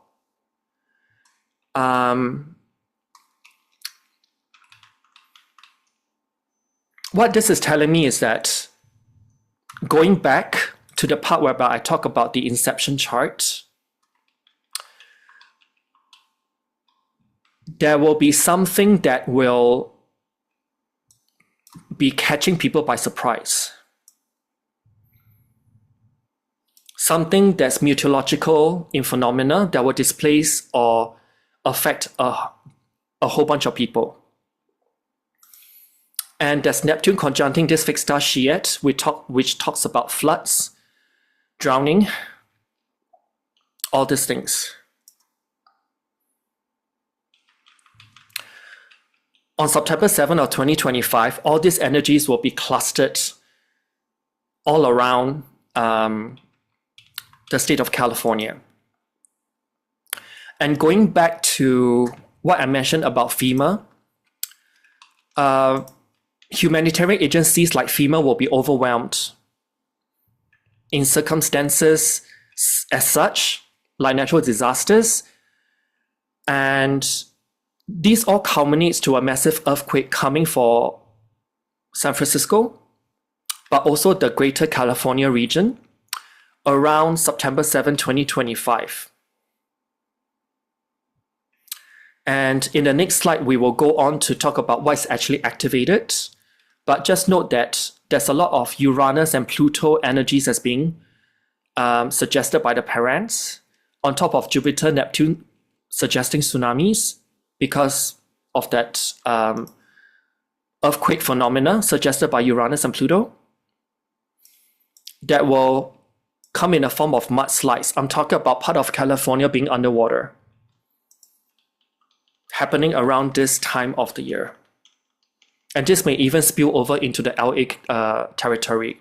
So Lada, I know that you and me know certain people, be it alumni of your channel, who's still living there. So this is my present to them as a warning. Present, more like doom and gloom. No, I mean, if they want to shift, hopefully before this. Does it go all the way to Washington? I think you're too far north, actually, but never say never. But having said that, how close are you to the water, and are you shielded, more importantly? On an island. But are you shielded all around you by islands? Or?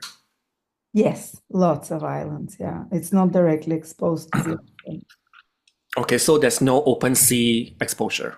Have you seen those maps from 300-400 years ago of America and especially California, that it was kind of like an island separated? Yeah, and there's even like a very large, was it lake in the state of California, but it has dried up. Yeah. Yeah. There used to be one that's like, I think around here, and then it's kind of dried up. Yeah. Yeah. So so you're saying California is about to go underwater? Well, I mean, a few days before we recorded this video, there's already a 7.3 magnitude warning earthquake happening over there. Wow. Just when transit Mars was going to go retrograde and Neptune is going to go direct. Yeah, there's a lot of action there. Yeah, so September 7, 2025. And why do I pinpoint this part of the world? Okay. I'm not intending to scare people, but if I were to plot San Francisco's chart with the 2025 Cancer ingression chart and the total lunar eclipse chart that will be happening on 7th of September 2025, I do see some things. And all these that's highlighted in magenta, in neon blue, and also brown are all activated.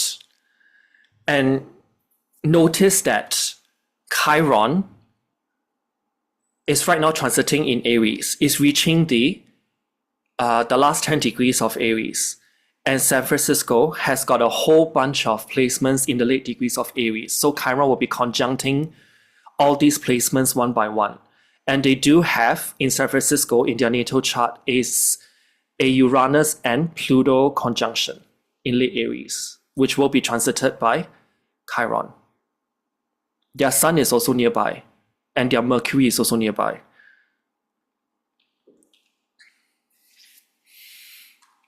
So I've actually written here, there are triggers by transit Chiron to San Francisco's Aries stellium over here on the innermost wheel. And another noteworthy one will be from the total lunar eclipses point in the sky in middle of Pisces, wrapping San Francisco's natal Jupiter, which is over here, and Ceres opposition. So the eclipse point will be activating San Francisco's 2nd and 8th house, the opposition as well. So something is about to get disrupted due to Mother Nature series. And that Jupiter means something will potentially shake as well. It's more uncanny that just going slightly back to FEMA's chart, they do have all these placements being activated by the September 7th, 2025 total lunar eclipse in the middle of Pisces. And last but not least, using the Cancer ingression chart set for San Francisco as the locality, transit Uranus is at critical degrees 29 degrees of Taurus in direct motion, in which this tells me that this may catch FEMA by surprise, and also the people in California state, particularly San Francisco, by surprise.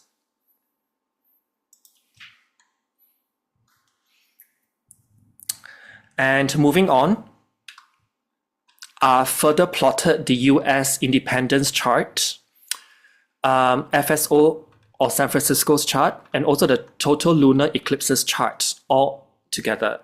But, it's a big but. I decided to remove the element of human activity, hopefully, because of the whole HARP thing. I have decided to plot the heliocentric chart of all three charts I just mentioned and stack them together to see what's going on.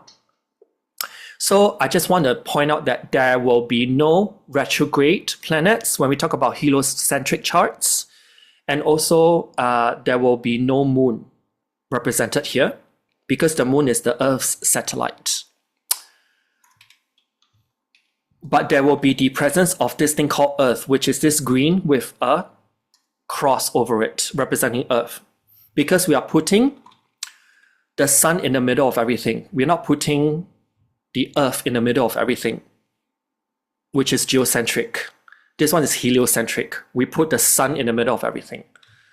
And if we actually look at all the activations that's going on, particularly this activation of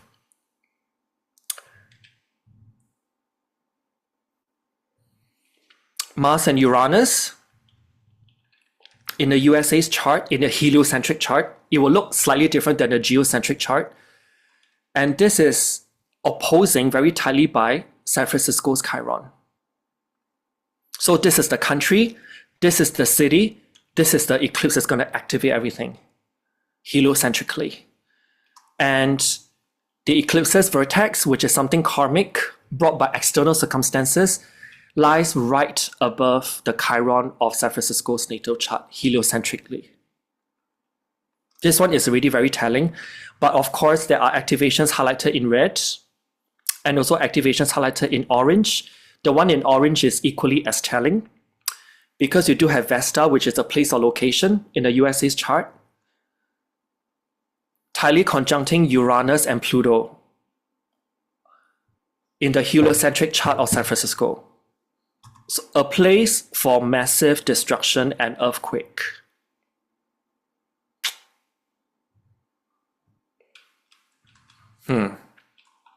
Something food for thought. So all these interconnected activations basically reiterate to me that, okay, without human intervention or activities, this is somewhat a bit disconcerting on one hand, but it's also somehow, to me, it seems more predetermined than whatever things that I've looked at. Do you have anything to add? Lada? No, the scene is all yours. But I don't know. Are you convinced?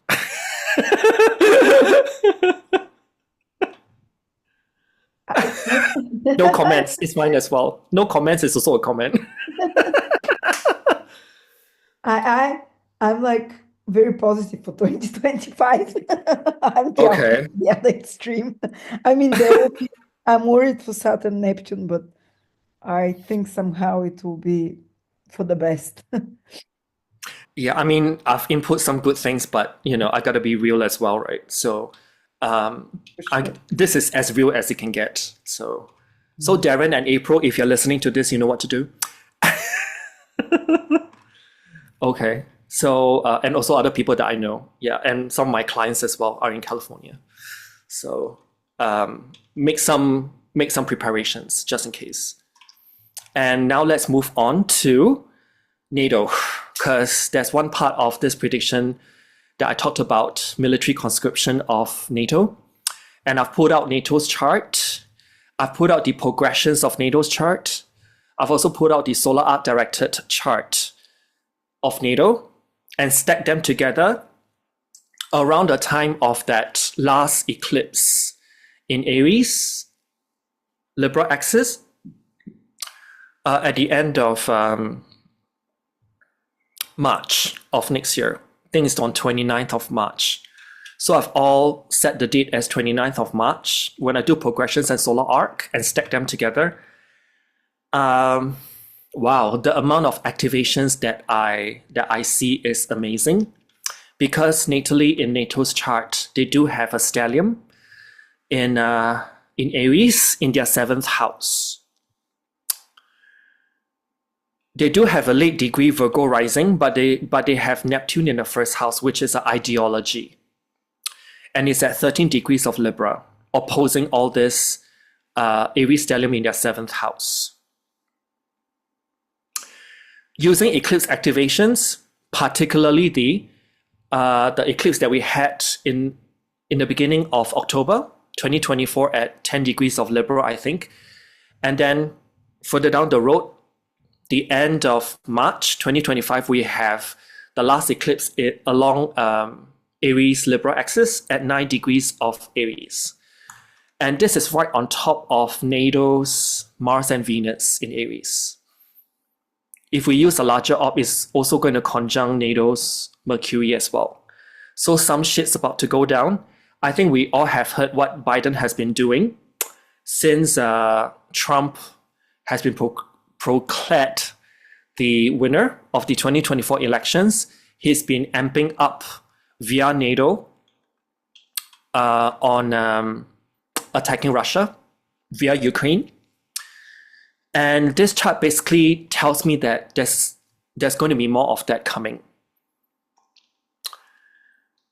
But Sorry, Russia will not. Yeah. what did you say? Who said the attack Russia?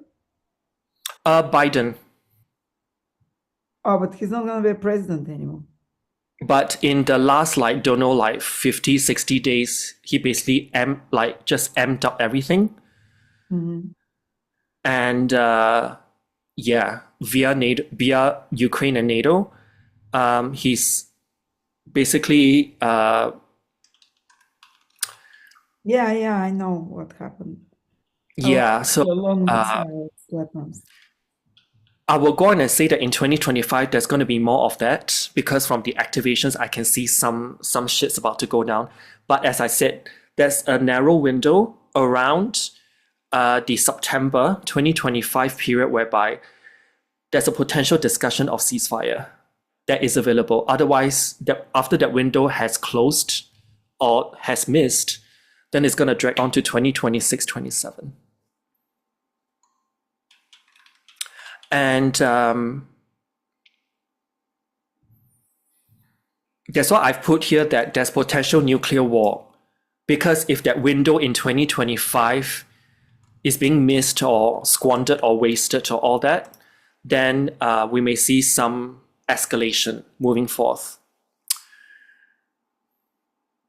And one thing to note, which I mentioned earlier, will be about the Saturn-Neptune cycles. Because Saturn-Neptune cycles is very much linked to the ideology of socialism and communism.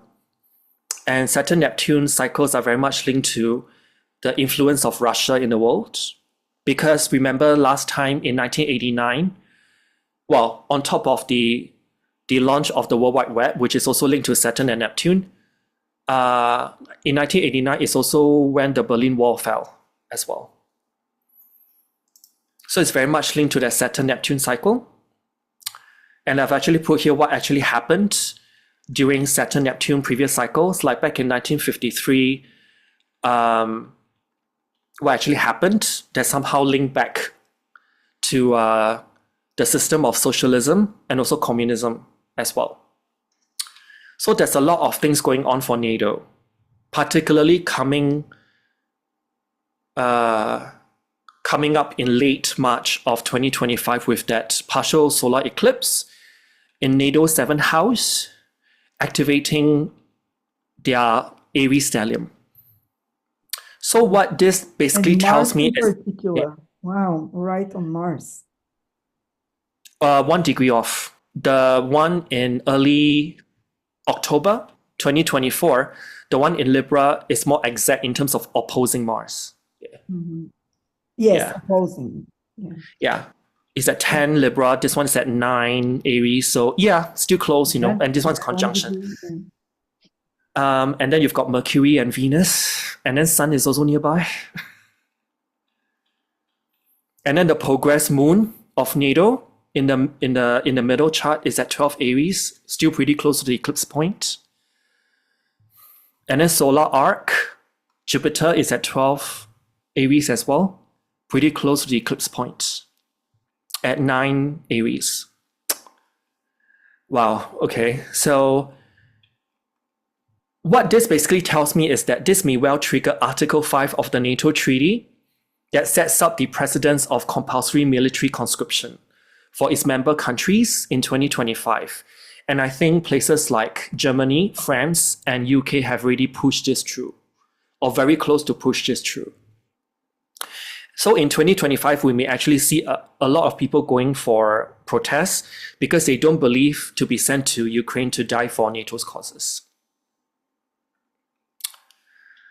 So that is a good portion of what I want to say.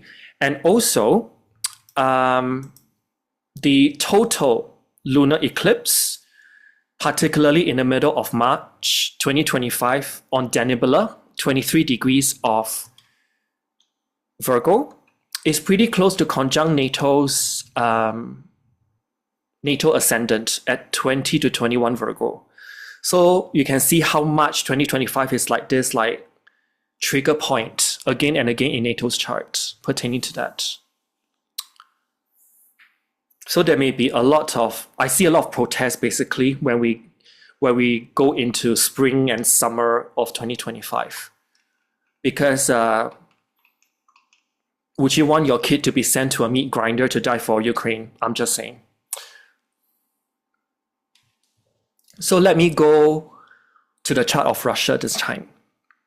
So I've asked one of my astrology friends what is the most trusted Russia chart to use. So I've settled on this one. In 1991, 8th of December at 1745 set for Moscow. And using this base chart and deriving the rest from it. This points me to what I've mentioned earlier, that the opportune period to discuss about a ceasefire is around September, around the 21st to 22nd September 2025 partial solar eclipse at the end of Virgo, very close to the cardinal axis 0 Libra particularly.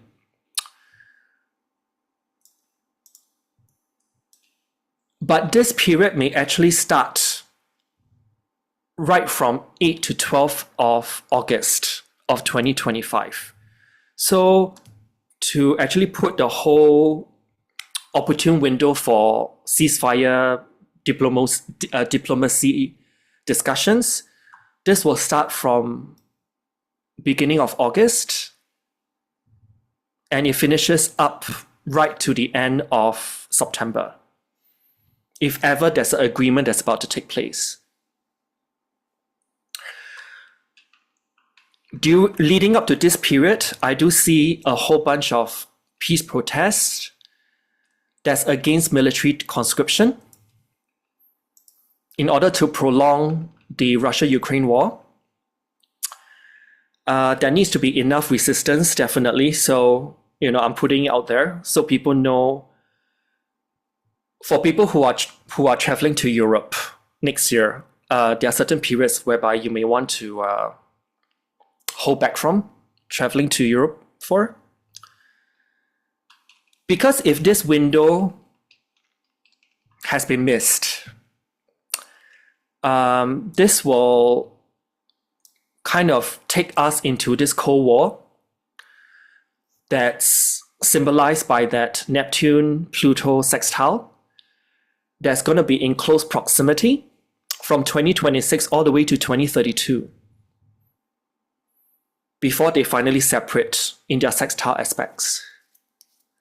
And not to forget that in 2026 February, we do have again that Saturn-Neptune conjunction in early Aries coming back after they've done their retrograde period in Pisces. And we may actually see some kind of Russian influence expanding as well. So if you miss this period in Q3 of 2025, mid to late Q3 of 2025, then in February 2026, we may see some kind of escalation, put it that way, some kind of chaos, which may ensue. So now let's switch gear. This is the last few slides I have pertaining to the UK and what I'm about to say for the UK. And because this brings me back to whatever I mentioned before regarding the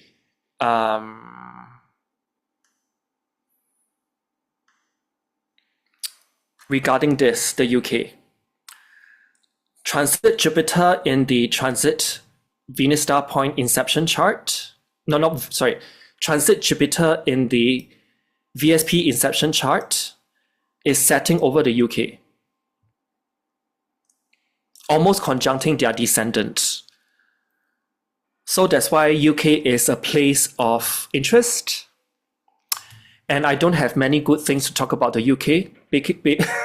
Basically, what I'm trying to say is that UK is pretty much cooked for 2025. What's really jumping out at me will be this thing that's possibly going to take place next year, which is about the NHS, the National Healthcare. In recent months, there's actually a controversy regarding, was it a particular documentary about the royal family? I think it's on Channel 4, if I'm not wrong. That's about them profiteering from real estate leases. And they're profiting from the NHS, the National Health Care System.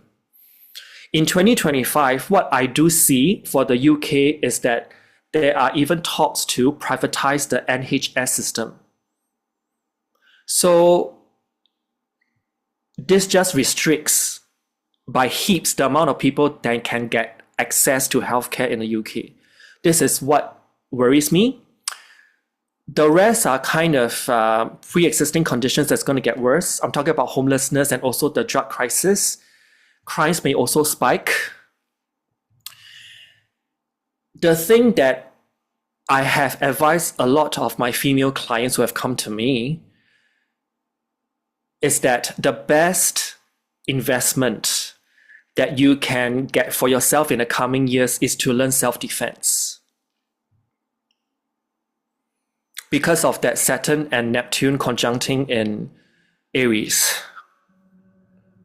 All kind of karate dojos will start springing up again. So sign up for some like self-defense causes, I would say, because when all the outer planets will be moving from feminine to masculine signs, this can be both good and bad for the divine feminine. And on a more mundane level, women. Exactly. How do you see that? Because when I see all the outer planets... No. I mean, like, how do you see it developing for women Do you think it's going to get more masculine? We already have countries that women are so suppressed in, and now again, Yeah, I mean, that's why, okay, let me just rewind back to talk about the apex of the minor grand trine, the Saturn and Neptune conjunction in Aries, because it's both sextiling Pluto and Uranus at the same time. Do I actually see this minor grand trine as a more supportive, peace-loving environment for women? I don't think so. So that's why I actually advise my female clients to take up self-defense courses. wow. And take those up ASAP. Yeah. Because the world may be a less safer place for women.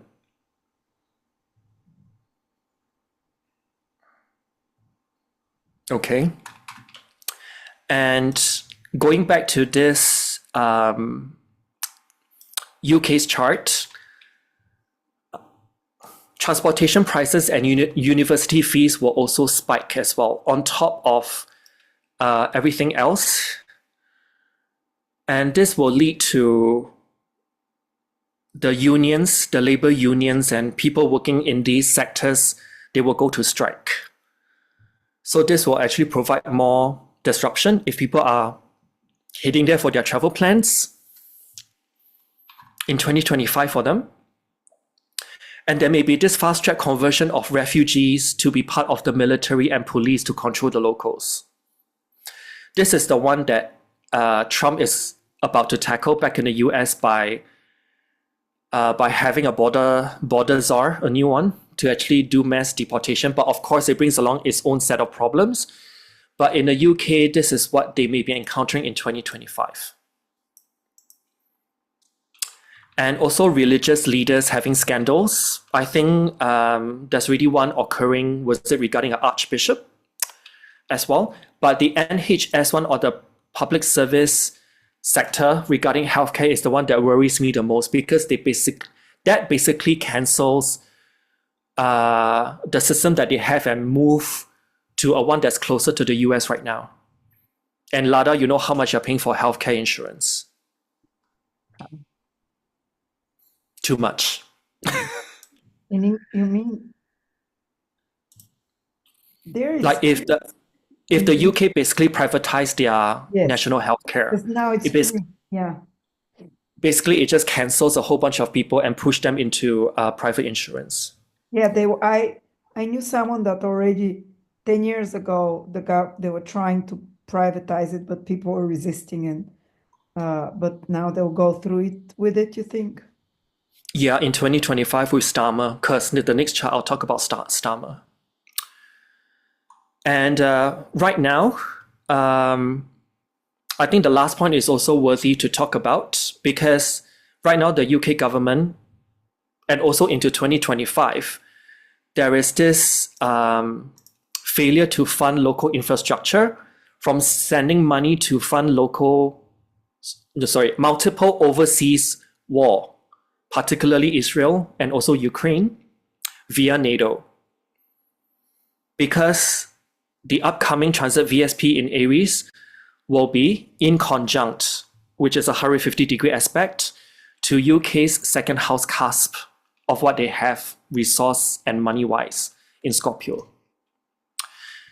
This is also conjunct the north node of Chiron in the Aries transit VSP inception chart. So there's even more indicator that, or what this is trying to tell me is that the level of taxation in the UK is going to drive people crazy. Like everywhere the taxes are just going to go up. And so it's going to make people miserable. Yeah, taxation policies I've mentioned here, hurting the overall wealth of the country. And then with Starmer entering into office, a lot of wealthy people, they have relocated and moved their assets out of UK as well. So this is very much in sync with what I have.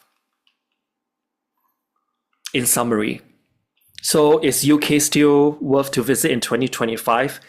I'm holding my breath. Yeah. And so for the next chart, we will be talking about Starmer. And I don't have his birth time. There's no birth time published anywhere. So I'm using an arbitrary 12 noon chart. So I will not be looking at the angles of his chart in any sense, because there's no point. And then by looking at his natal, progressed, and solar arc directed charts, basically what it tells me is that in 2025, there's actually an opportune window for him to step down in his role as prime minister. And this is coming from all the protests, anger, resentment, and the heat that he will be getting, even more in 2025. And I've written here highlighted in red, even if he can survive 2025, the transit minor grand trine that we have involving Saturn, Uranus, Neptune, Pluto, it will be exact in February of 2026. So early 2026 might represent another window for him to exit from his role as prime minister. But I have written something here. If he actually leaves in 2025 or in early 2026, he will still leave with his benefits that he enjoys, and he will also be pointing the finger to others. And in both instances, both in 2025 and in early 2026, there's windows of him being ousted by his own political party. And I just want to mention one more thing by going back to the UK chart. If I actually use the UK chart and use the technique of progressions and solar arc direction, I've highlighted here in the two circles in deep red, you will see that there's an IC and Sun conjunction. This basically, and it's in the sign of Leo at 20 degrees, close to. This basically tells me that the sign of Leo tells me that a certain Sun in Leo kind of person for the UK is about to end his reign. This can be a prime minister, which can be Sun in Leo, but this can also be King Charles, Sun in Leo, something about royalty. So that's why this pushed me to look at the very last chart, which is King Charles.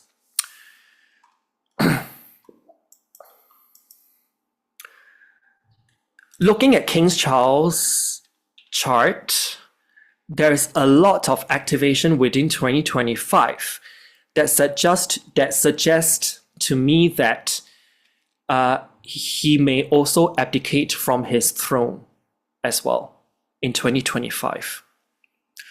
This is from the usage of a lot more predictive techniques. I've even put in a lunar return for him and also his solar return to see whatever's going on. So whatever that I want the audience to take note of are those highlighted in red and also deep red. So in his lunar return chart, I do see that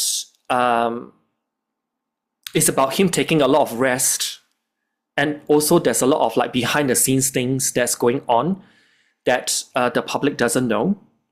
And I've written here that there will be this 2025 will present itself as a period of rocky psychological healing for him, but this can also spill over to his physical health as well. Because of potential hypersensitivities that he may experience, be it like a lot of blowback from the masses, and also he's not feeling welcomed by the masses. Basically, he's feeling cancelled. That's in short what I'm trying to say here. And emotionally, it's going to take a toll on him. And this can be via power plays from relatives. What I'm trying to say is that there can be hit pieces by people who are related to the royal family that's going to drag, not only Charles and Camilla, but also like William and Kate and the rest through the mud. And this may actually move further forward into Q1 to Q2 of 2026 because of the minor grand trine reforming again in the sky. So 2025 into early 2026, I do see King Charles passing on the baton to the next person. And the last window will be when transit Jupiter crosses his natal ascendant in early Leo. Because when transit Jupiter crosses King Charles's ascendant at 5 Leo, it will also be opposing transit Pluto in his 7th in Aquarius.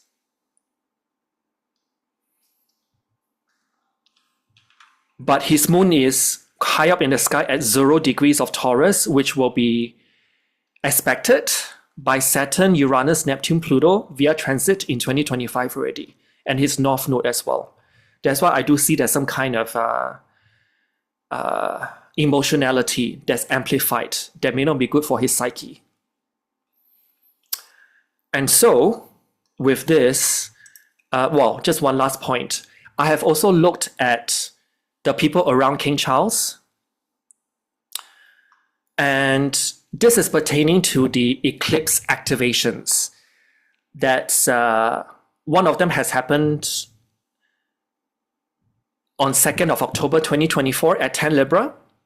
This is conjunct the UK's ascendant. It also activates the UK's MC and IC 4th and 10th house cusp. King Charles IC as well. Camilla's Neptune and Sun, and Progress Sun, and also Princess Kate and William's natal Mars. And lastly, Meghan Markle's 4th house cusp as well. There will be another activation in late March of 2025 when there's a partial solar eclipse at 9 degrees of Aries. And this will activate whatever they have said again. So even people around King Charles, their charts are heavily activated via the eclipse technique. So with this, I think I've said enough. It's more than 2 hours. Wow, you really prepared. That's incredible. Well, because I already know that 2025 to 2026, it is like Pivotal. I would say this is even more important than 2020. Wow. This is even more important than 2020 because we haven't experienced this minor grand trine in those signs like so tightly in those, and Saturn is also joining it. Yes, I'm excited for it, but some of the things look scary. Some can, but the thing is that if you have something that you've always wanted to do, go for it. 2025. I mean, I've got my chart that's heavily aspected right now. I don't know why I'm still here talking this much. I've got Mercury, Mars, Jupiter, Saturn, Uranus, Neptune, Pluto transit all at the same time. Oh my God. You're lit like a Christmas tree. I know, right? But Connected I to don't light up Taurus. like a Christmas tree. I'm probably being fried. So if you'd like to summarize for people 2 or 3 major points that they would remember, what would you say? And we can end like that. I will go on to say that 2025 is the preview of 2026. And 2025, when it gives you the preview, you will get the signs. And one thing that I missed out on pointing out, because the apex of the minor grand trine is Saturn and Neptune, right? Yes. Saturn is numbers. Neptune is spiritual. If you've been having 222, 323, 444, 555, all those repeated angelic numbers coming through, the universe is speaking to you. Mm. And go and find out, or at least Google what their meanings are, so that you will have your message from beyond. Beautiful. And go on and act on it. Beautiful, because you're right, because Saturn Neptune in 1917 when it happened was Fatima, miracles. Miracles can also happen, like manifestation, material manifestation of spirit. So That on this beautiful and positive note. Thank you for being real with us and preparing us. Thank you for your insight. Well, I mean, I just want to give people like the holistic outlook. Of course, there's always polarity in our realities, right? So I got to give both good and bad, like a Gemini does. But whatever you choose, run with it. Yeah. Beautiful. Thank you, Donny. Again, if Right. anyone wants to contact Donny, I'm putting a link below in the description. Happy New Year. Merry Christmas. Great to be and have a back. good day. Wonderful to have you back. Bye, Donny. Bye, everyone. Bye.